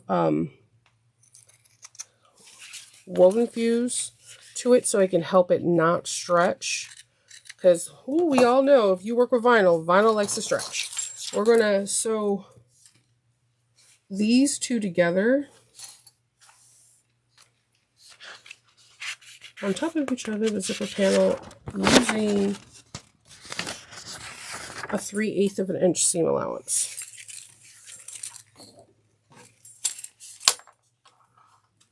back stitch.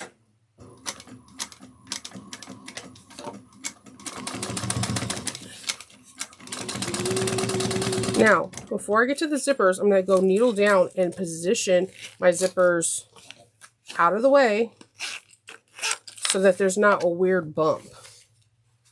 Even if you have a narrow foot, if you don't move it, you can have that. It's like where the zipper pulls are, there's a little bit of a bowing situation to allow for that pull because it's not straight like the zipper.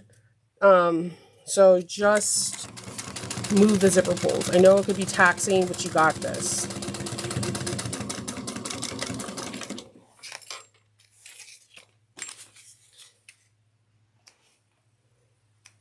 Okay, then we're going to cut 1/8 of an inch. We're not going to go all the way down. We're just doing it in the area that we had the bulk, where the zipper tabs were. Do not go to your zipper tape. You're going to cut 1/8 of an inch, and it really does make a difference. This little bit notch, and this is exactly where the tabs are. No, not the tapes. As you can notice, there's no tape in my cutting. So again, I can see where the zipper tab ends, but we're just going to go a little bit in and do 1/8 of an inch. And trust me, you want this because there is going to be bulk if you don't. We're going to top stitch this now at 1/8 of an inch.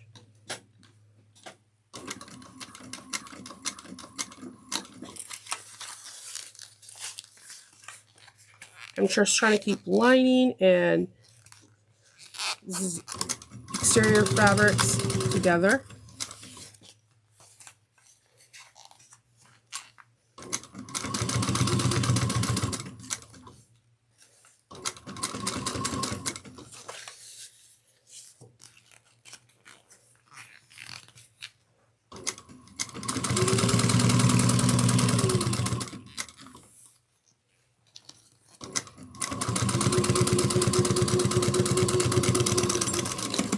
All right, we got one side done.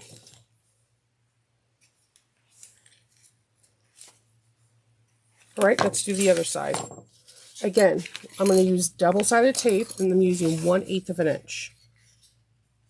This is the one from Wawak, and I don't know what they use on it. It's like super, it is super sticky. Super, super, super sticky.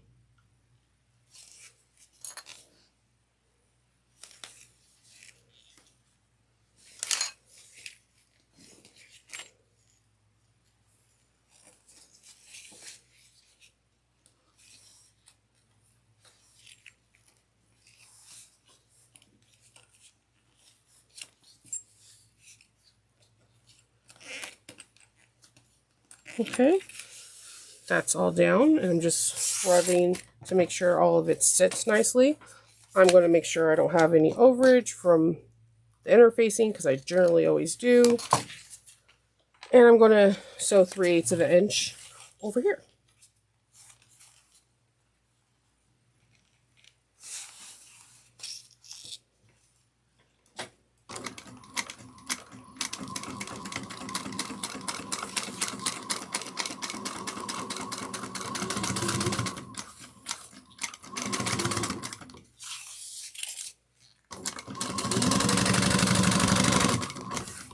I'm just going to move the zippers out of the way. Oops, not fleeing hardware.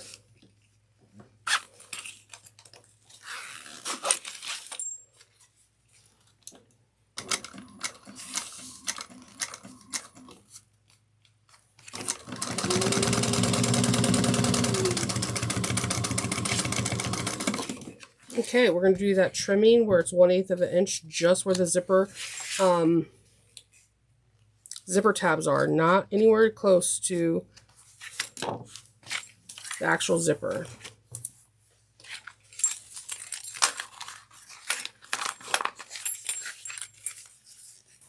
Okay, 1/8 of an inch, top stitching.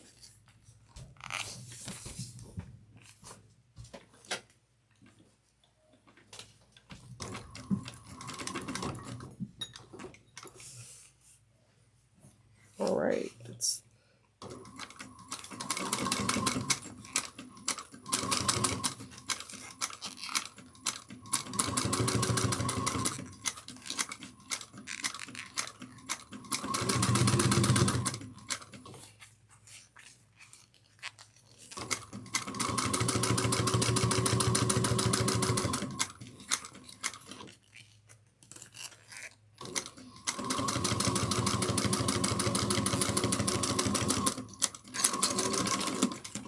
Okay, we have our zipper cassette. What? It's beautiful. It's magnificent. Let's get this done. Now we're going to grab our zipper tabs that we put aside earlier.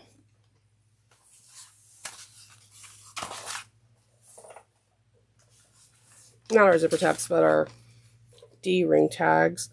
And we're going to get the area that does not have the interfacing and place it on one side.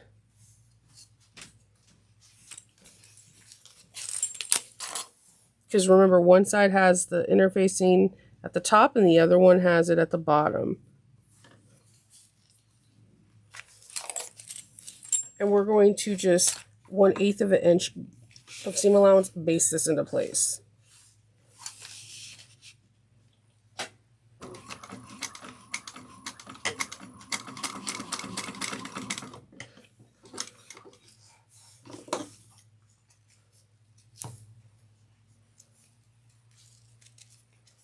Okay, we're going to do it on this side as well.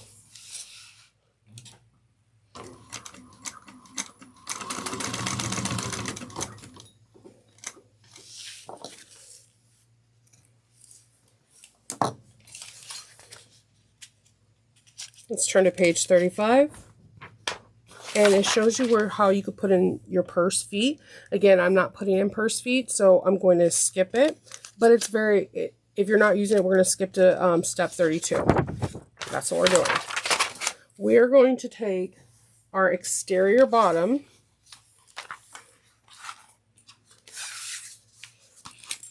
and place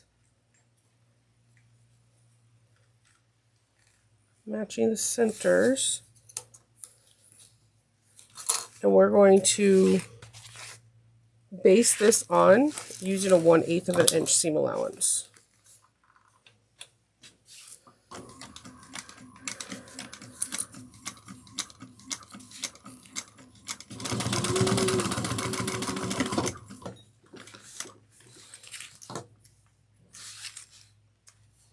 Then we're going to grab our lining, and then we're going to sew this on using 3/8 of an inch.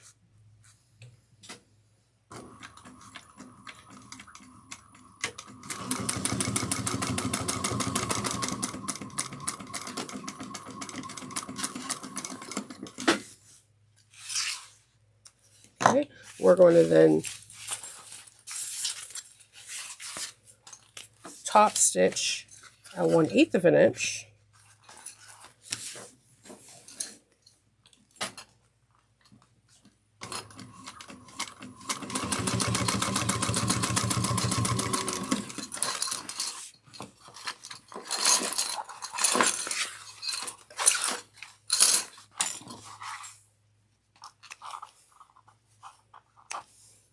And we're going to do the same on the other side.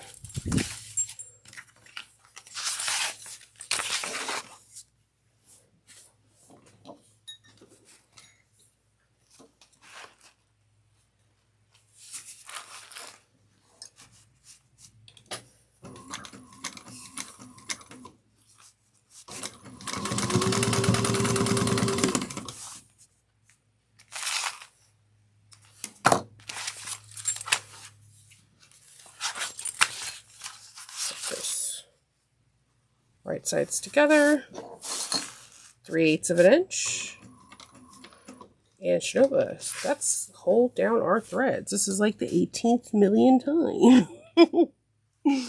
It's because I haven't had coffee today. I really feel like if I don't have coffee, my day is not as productive and functional. All right, and we're going to top stitch this down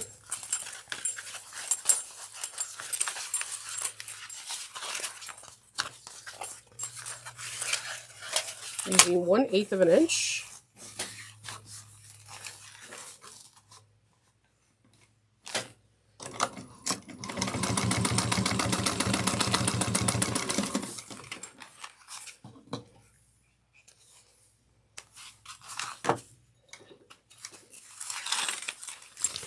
looking super cute.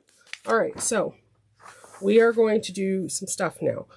You're like, well, we've been doing stuff, Shinova. Yes, we have. But we're going to be punching some holes and getting things together. First, we're going to need to find our centers for our long connectors. So I'm trying to find the center. I'm just creasing it, and then I'm going to punch a hole.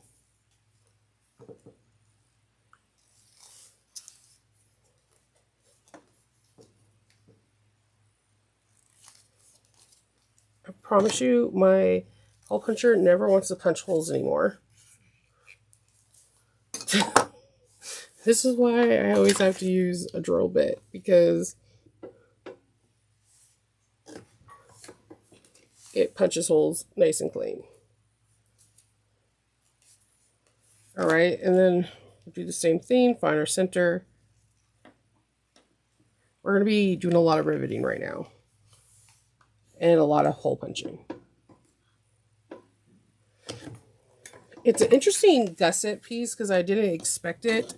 Okay, then we're going to take our one of our whether you're using a rectangle, D-ring, triangle, and we're going to measure this down where this part is 7/8 of an inch.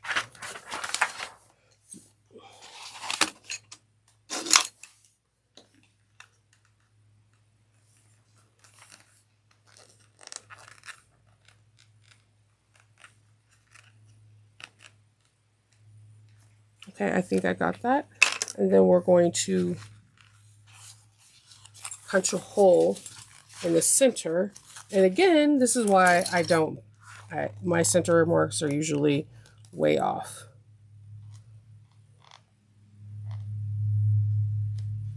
So I'm just going to draw a dot with a pin that just somewhat disappeared.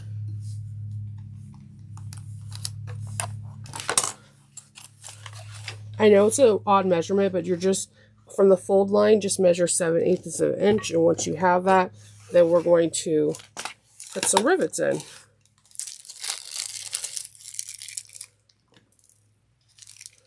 I'm just going to grab a few rivets and a few female heads.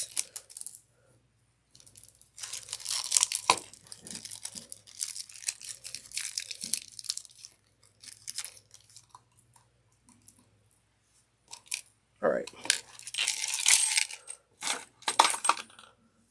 So I'm going to put my rivet through.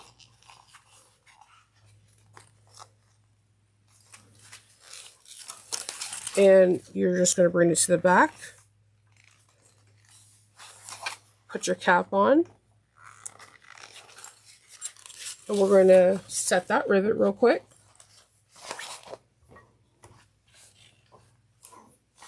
That's nice. I like the way that looks.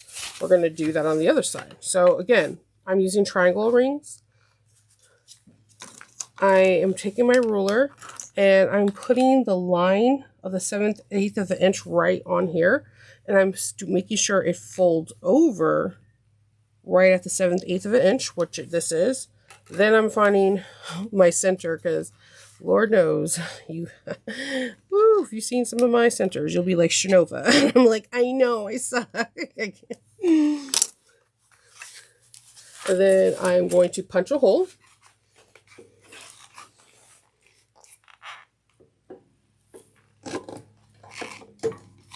And then I'm going to thread a rivet through it.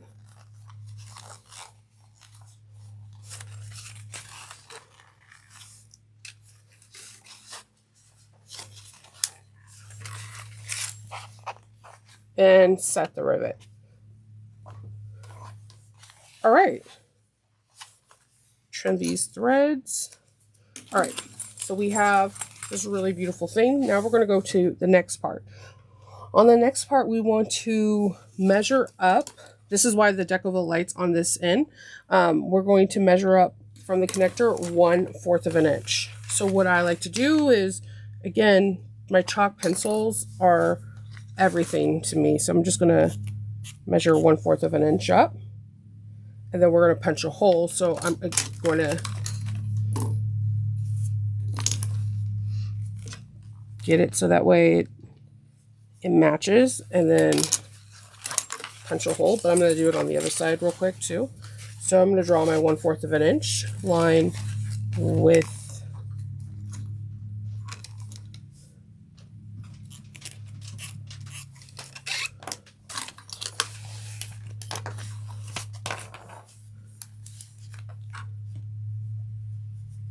all right, punch a hole, and then we're going to punch a hole again.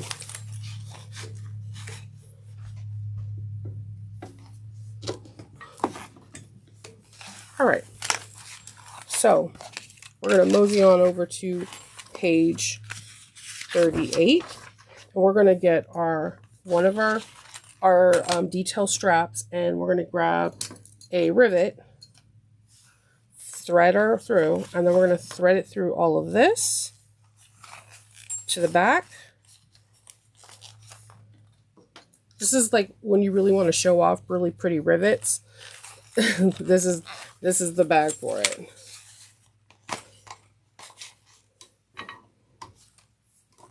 And that's put in. And we're going to do it again.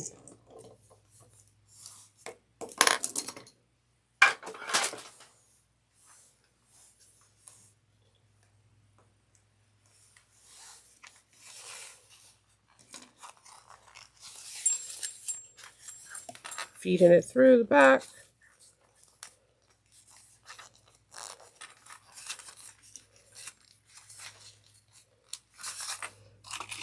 And I need a cap because apparently I didn't grab one. Oh, I did. Haha, I knew I did. I was testing myself. All right, and then put the cap on and we set it.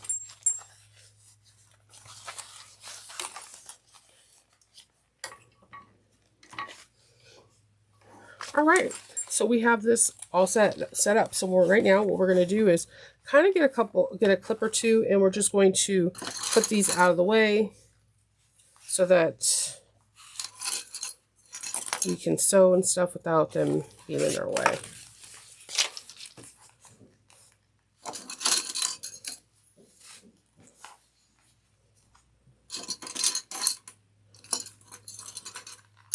All right, now we're going to go around the gusset and close it up.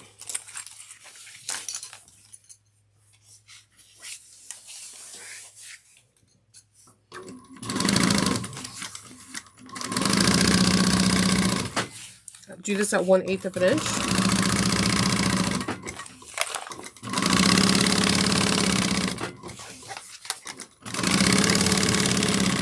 Make sure you don't accidentally sew over your strap connectors.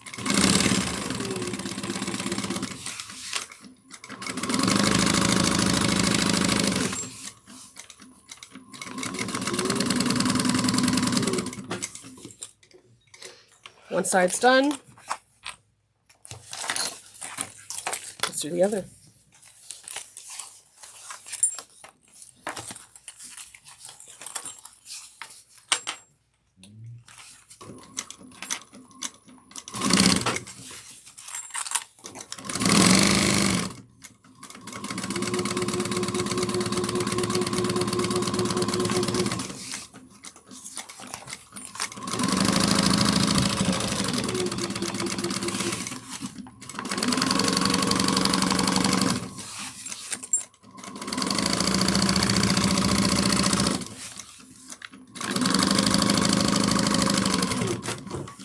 Okay, now we need to find our centers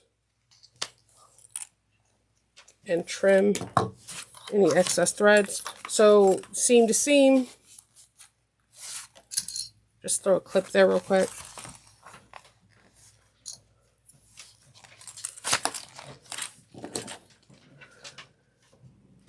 One,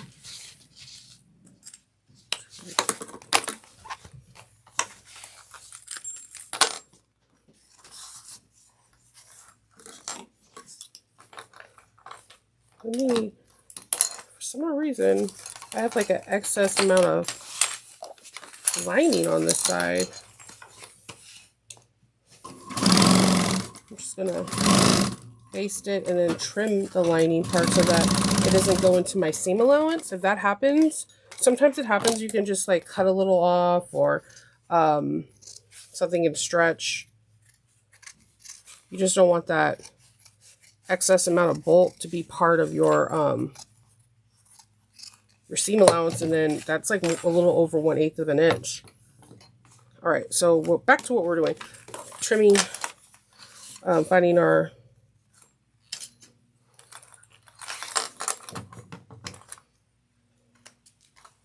centers. Okay, and then what I'm going to do is find my center, my side seams with this too. You'll see why I do all that. I like to find everything.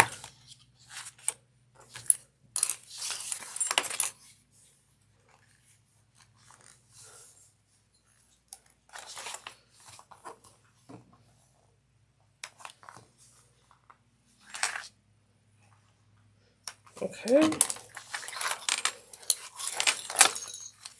And side seams. All right. We found our centers and our side seams to the gusset. Now it is time to start assembling. I'm excited. All right, so you can grab whatever piece you want first. It doesn't really matter. I'm just going to tuck the handle right out of the way. I'm going to grab my top. I always like to put 2 clips on all the seams that I do first. Find the bottom.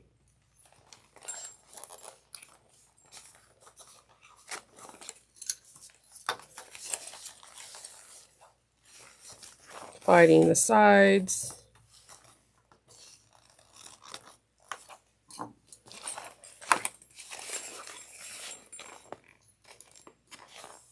And then we start clipping.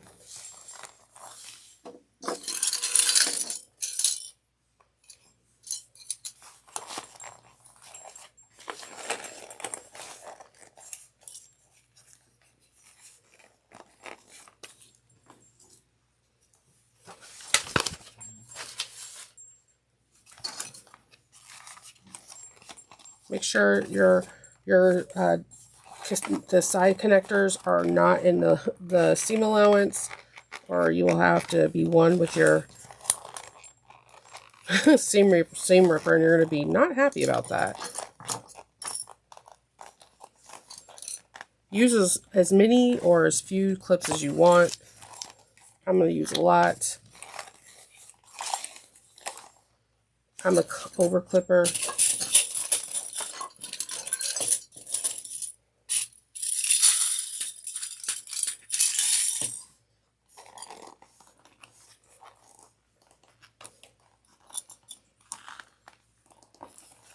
I'm an over clipper because I'm not a stapler.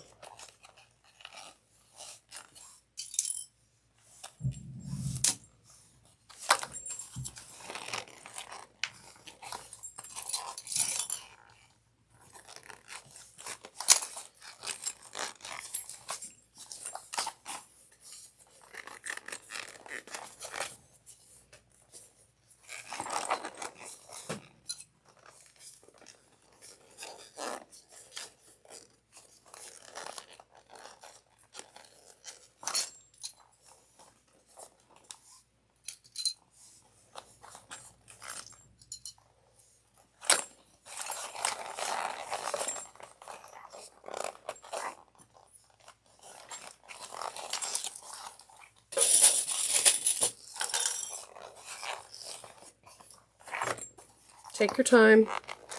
The thing about Alexis, she really knows how to make a gusset. So just take your time and ease things in, and you'll be very surprised how well it fits. or maybe not, because if you've been with me and you've been subscribed to the channel, you know we love some Oro Rosa here. So here we go. All right, we are going to start, and we're going to do a 1/8 of an inch seam allowance to go around, and then we're going to start binding.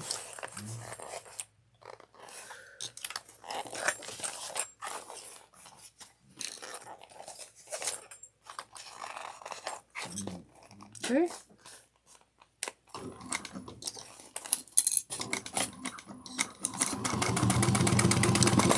If you need to use a awl or a stiletto, by all means do so.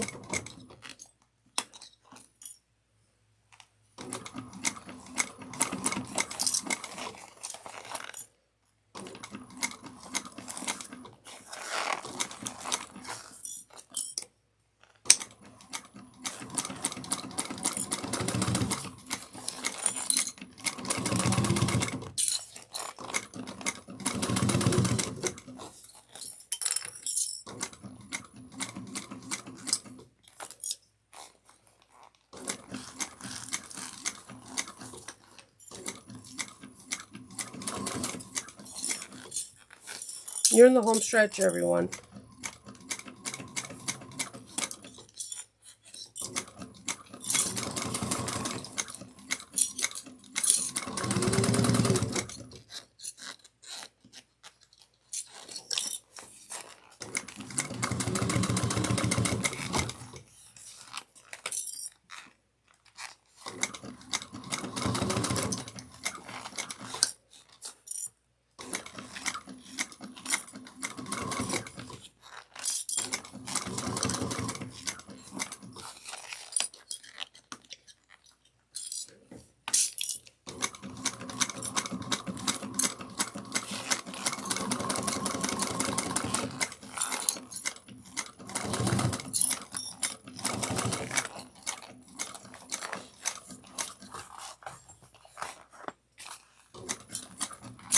Okay.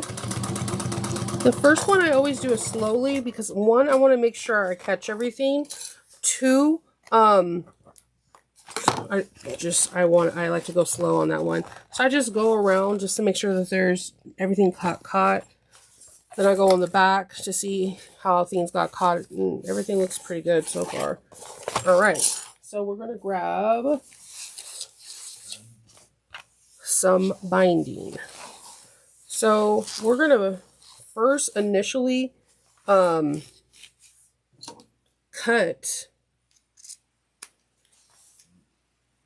We're initially going to sew with using 1/4 of an inch, and then we'll pull this around. This is 2-inch binding cotton. I'm going to fold this a little bit on itself so no raw edges are exposed.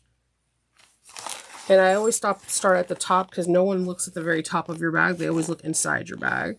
And we're going to do this at 1/4 of an inch. Even though my machine does not want to, even though this bag is like, no, I want to just stay right here. 1/4 of an inch. And I'm just going to fold this over. So mine's is not fold over traditionally, it's just fold in half. And so all the raw edges are being put together and the good edges right here on the side. So I'm going to sew this at 1/4 of an inch.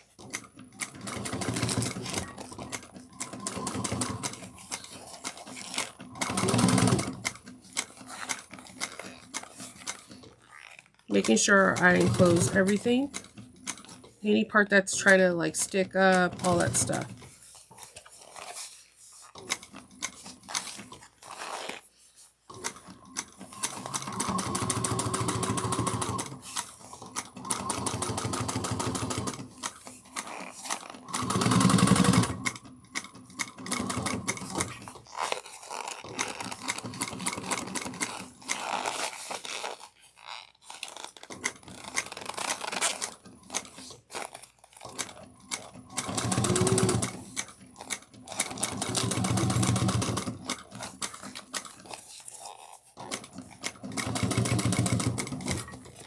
Just move the bag around so it doesn't accidentally sew over something like a bulk that wasn't supposed to be there, like a fold.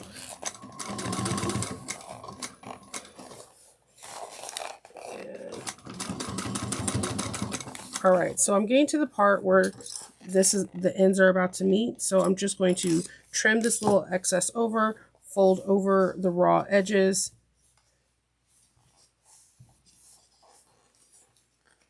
and butt it right next to the other one, and then back stitch. So I'm trim, and these two now, all the raw edges are encased. We're going to bring this over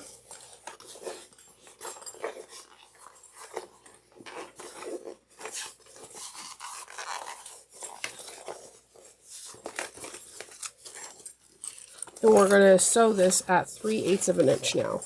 This is when I usually use my awl, and I kind of put the bag upwards. It just seems like it's easier to me. It could be, I'm not too sure why it feels like it's easier. It just, I guess I have more control over the weight of the bag and where it's going. So I'm going to back stitch, and I'm going to use my awl, and I'm going to get squishy with it. Now, when I get to the two joining end things, I always do a back stitch. That's just how I roll.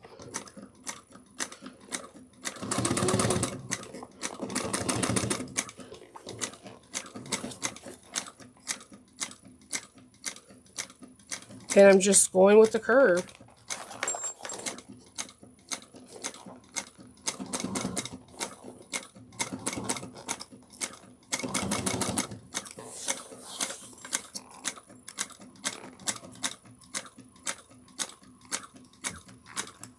And we're doing this.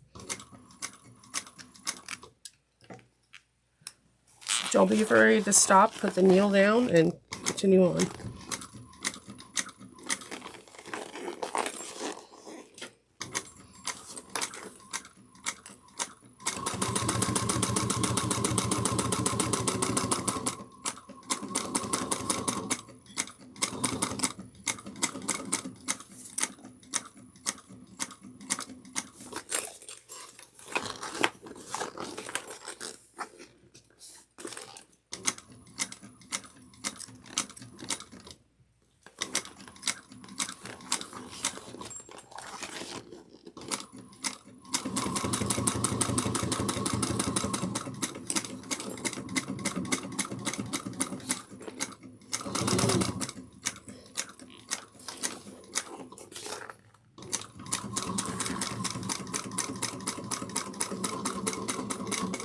Okay, let's trim these threads.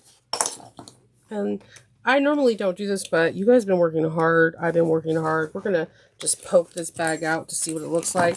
See, nice, clean binding. And when we flip this bag out, right sides out, we're going to poke things out for a little bit. And it's good sometimes to flip it out just to make sure you caught everything. I mean, I've had where I thought I completed a whole bag, did the binding, the whole 9 yards, and I missed a whole entire section. See? Oh, so seductive. And you have like the nice inside. So let's poke this back out, and let's do this other side, and we're going to get her done.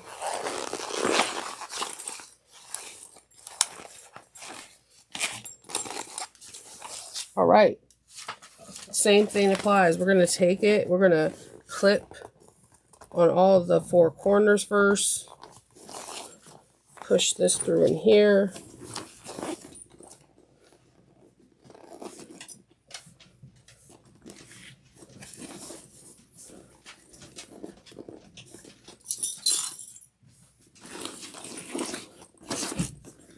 now you could staple and then remove them. I think that's probably my biggest hang up on stapling is I'm too lazy to remove them. I'm not going to lie to you. I mean, I am afraid of them. I have a healthy fear of staplers. I've stapled myself too many times to even to say, but I don't like the fact that you have to remove them. That, I don't know, that just kind of, it's just extra work, I guess. If I'm already clipping, I might as well just over clip. And again, with Alexis's bag, I mean, the gusset always fits really, really good. So I guess like if a gusset was like a little bit more not stable, or you had to like trim into it to make it stay flat, I guess maybe I would staple.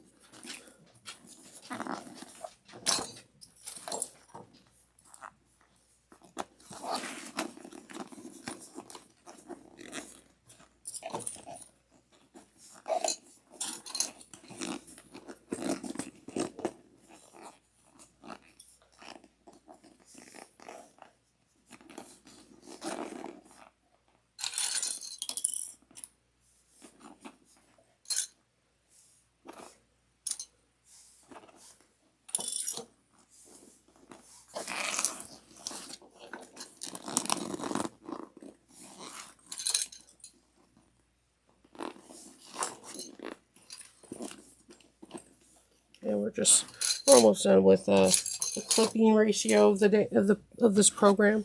Like Shnova, how many clips can you put on this bag? Probably 100.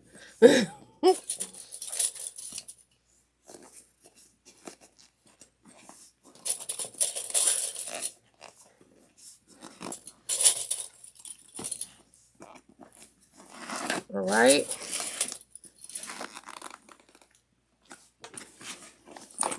We're going to stick this in the machine, and we're going to go 1/4 of an inch.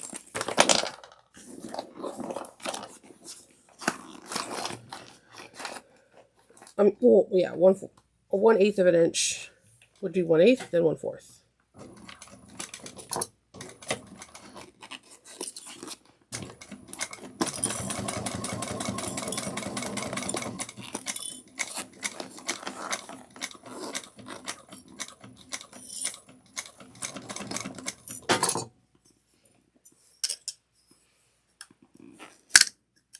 That's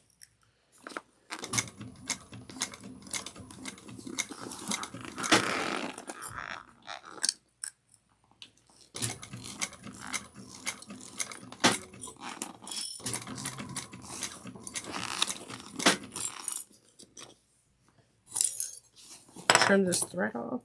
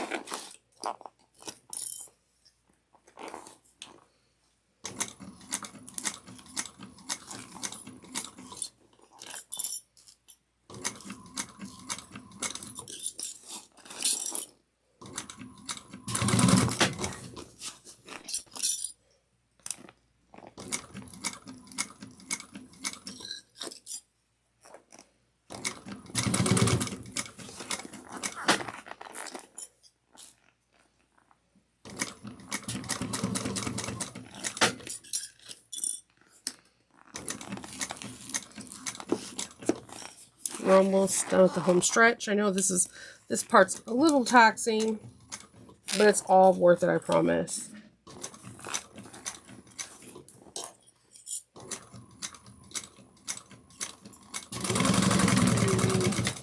Okay.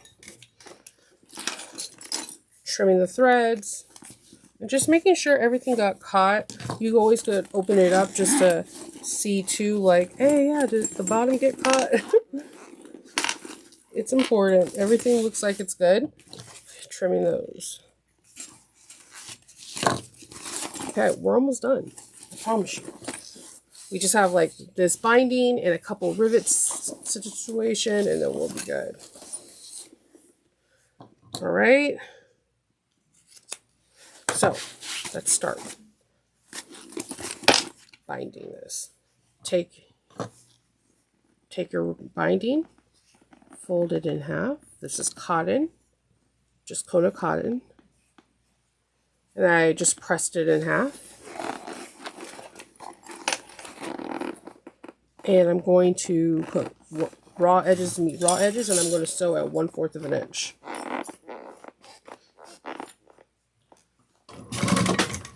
And I'm also going to backstitch it.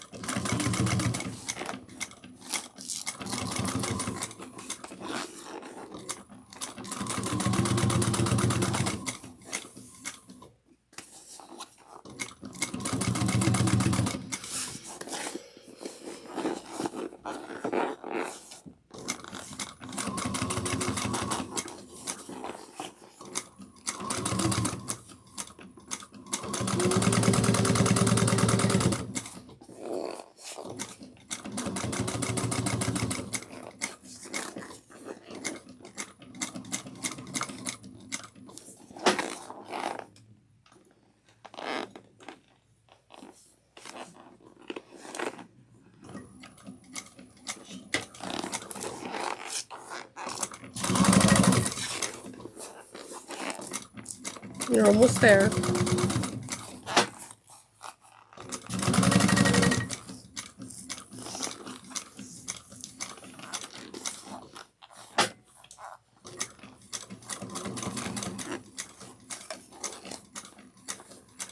All right, and then I'm just gonna cut and fold over the other edge real quick.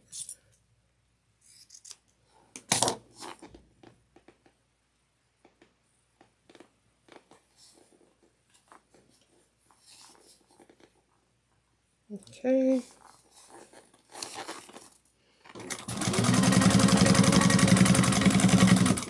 Okay, this is the last part of the binding, I promise.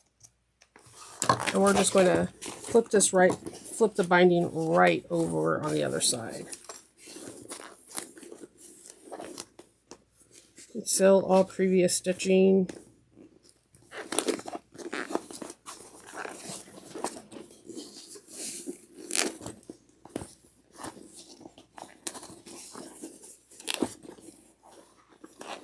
Alright, let's get started. Okay, again, 3/8 of an inch. And I kind of just hold the back right upright. I'm going to kind of squish it so you can see how I use my awl. And I use my awl like in lieu of my finger.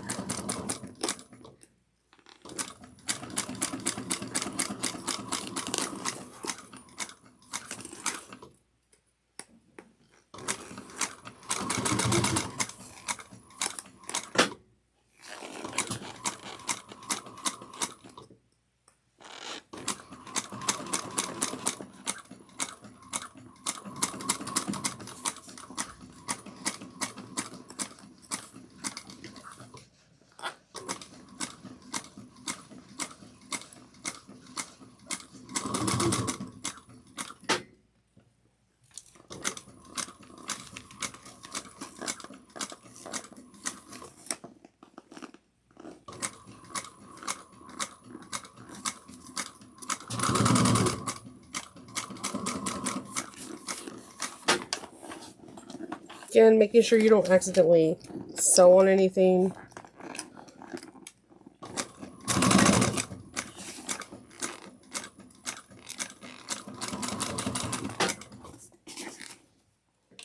Take your time on the curves. I know that you're like, oh my god, I'm almost done, I want to hurry up, but I promise you, you'll be very upset at yourself if you don't take your time.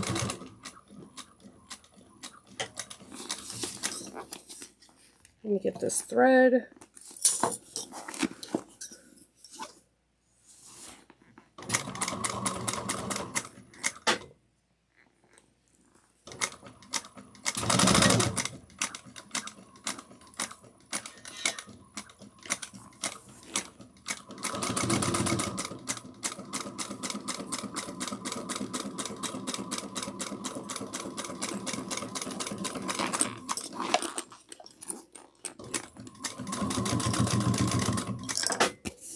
right.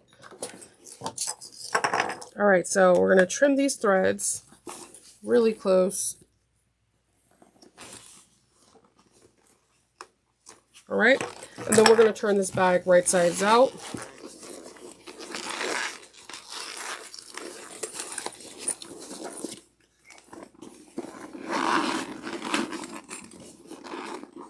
Just trying to get the bottom of the bag so I can pull it up.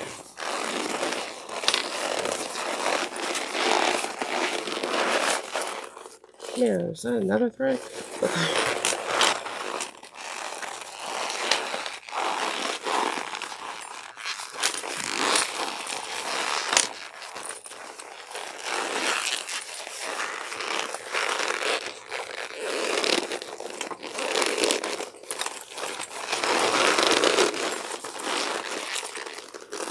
It doesn't help that my my vinyl's kind of sticky.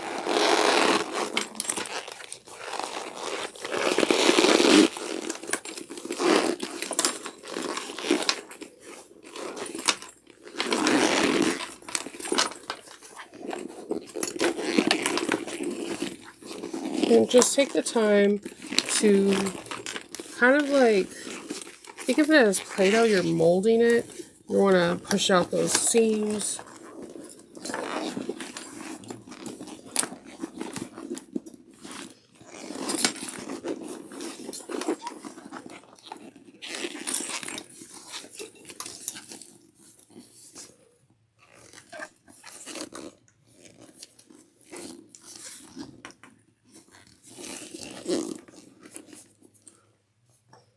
See.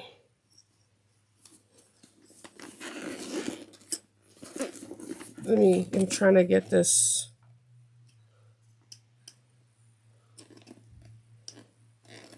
This thread. Sorry.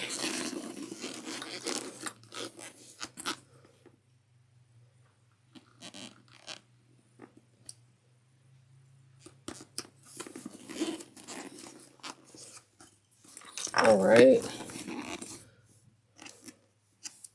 If you have any loose threads, just trim them.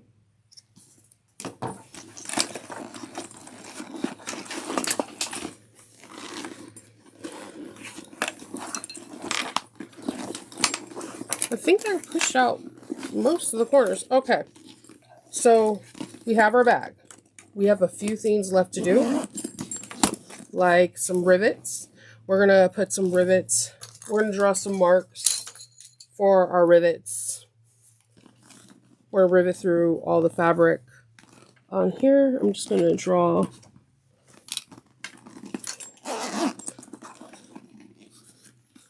where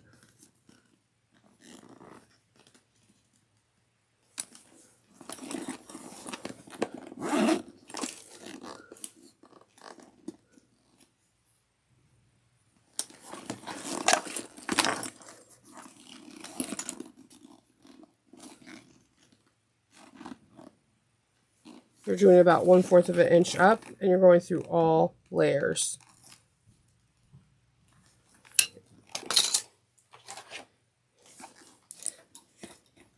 Take your hole puncher, and you're going to just have to kind of finagle this a little bit, but you got this.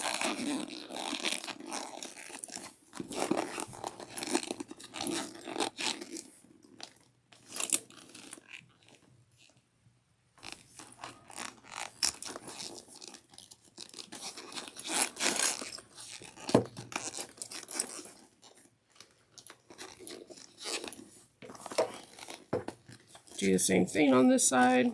We're going to kind of squish our bag in. It's not fun, but you got this. It'd actually be easier with a handset hole punch, but it's only uncomfortable for like a second or two for a lifetime of beauty. Just saying.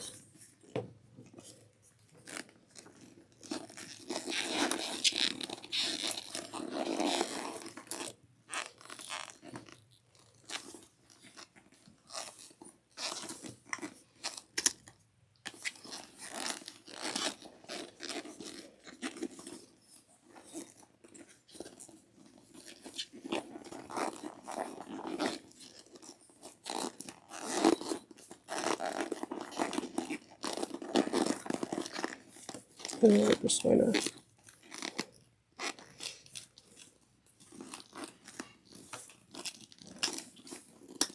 okay. So we're going to need 4 rivets.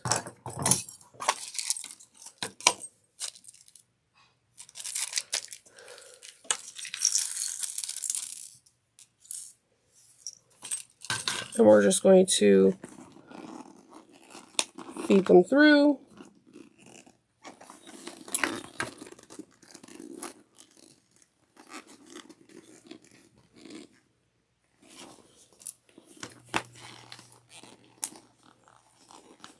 And then we're just going to set. I like to set while I feed one through because I've had it where I thought I finger set the rivet pretty well and then it just popped off and then I couldn't find the cap. And then I was like, you know what? Never again. Never again.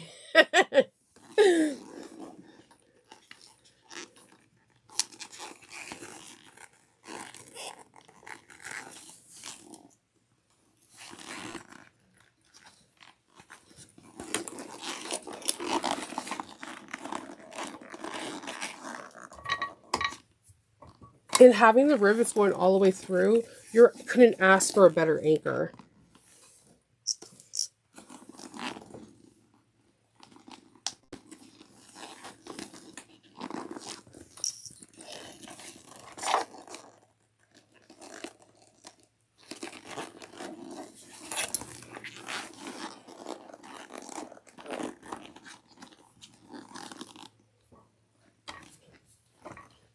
Okay, we have one more to go.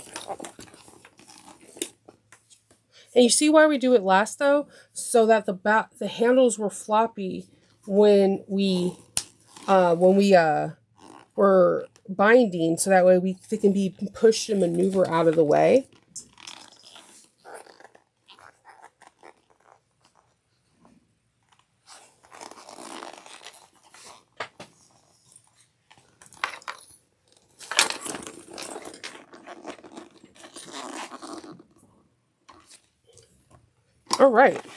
All right. So this is the last part, and it's pretty interesting. We could get this done. It's pretty fun. We're going to take some double-sided tape, like you see on page 41. We're going to use about, how much was the tape again? About 3 inches of tape. So what I did on my last bag at least, and I like the way it worked out, so I'm going to do it again, is I took this and I went and got a chalk pen and my handy dandy ruler. And the first thing I did was made sure that all the threads were nice and like milty. All right, so then I drew on the wrong side, which is the one with the double fold out where you can see the white. I just drew 3 inches and marked it. 3 inches and marked it. And then I'm going to do this on the other side. See how it's all like extra threads.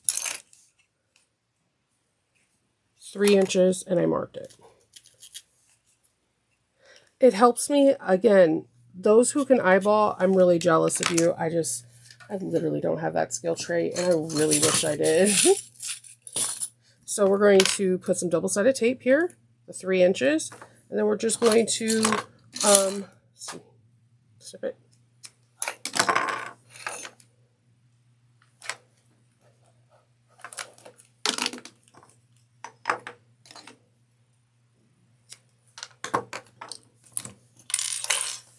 We're going to do that on the other side.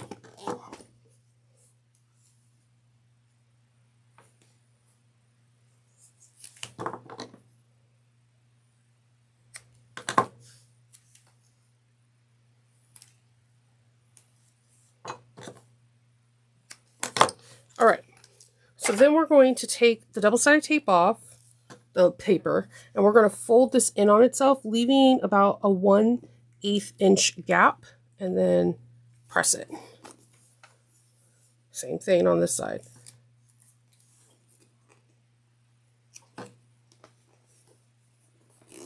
Okay, and you want them to be about the same size, so just check them out. This is a really cool technique that she made, and I'm really excited to share it with you.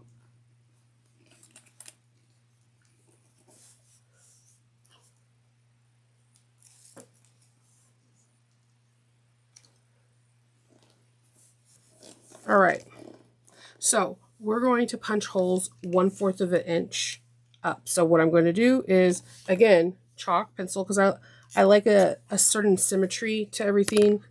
My thing I notice the most is when when rivets are not even. I don't know why I notice that, but I do. And then, so from there, we're going to punch a hole that is 1/4 of an inch up.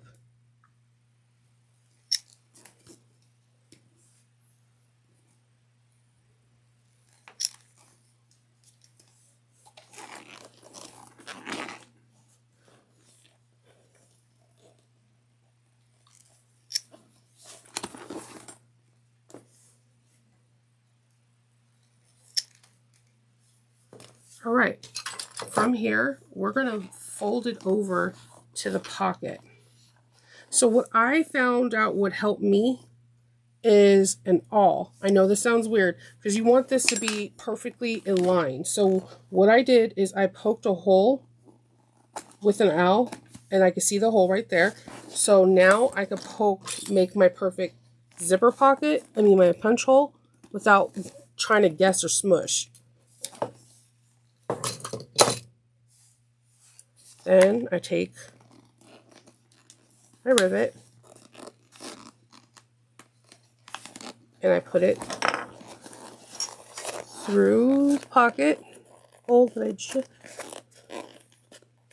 and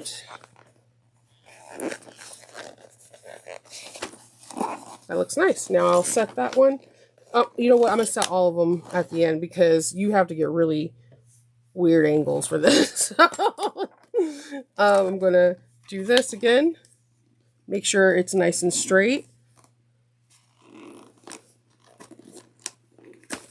And it helps to do, for me. You could try it a different way. It just, for me, to make sure that the panels line up, it was just easier that way for me.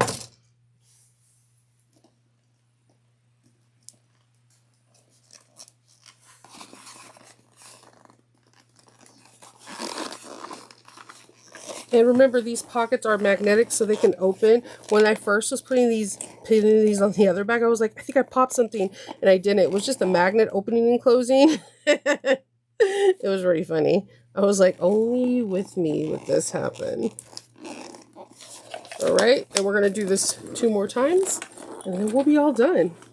I love this finishing touch on the bag. It looks very, very chic, very high-end.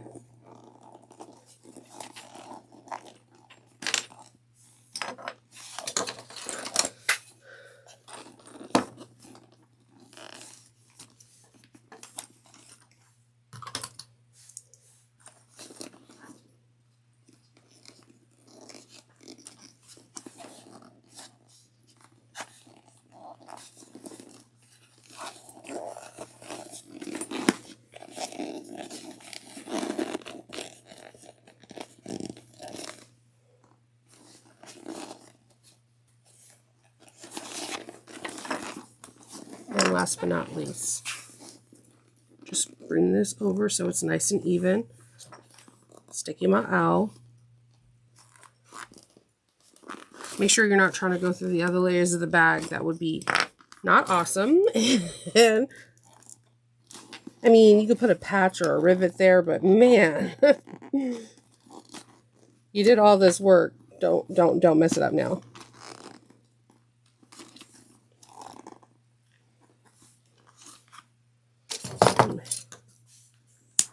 Sorry, I see some more rolled threads. Let's see.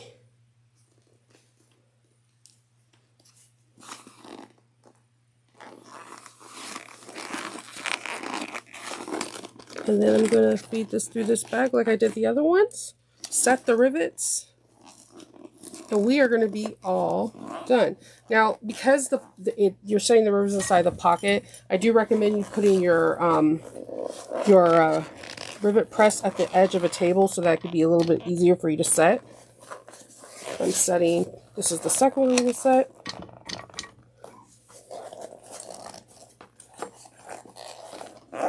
The third. Well, if it wants to get set. And the last.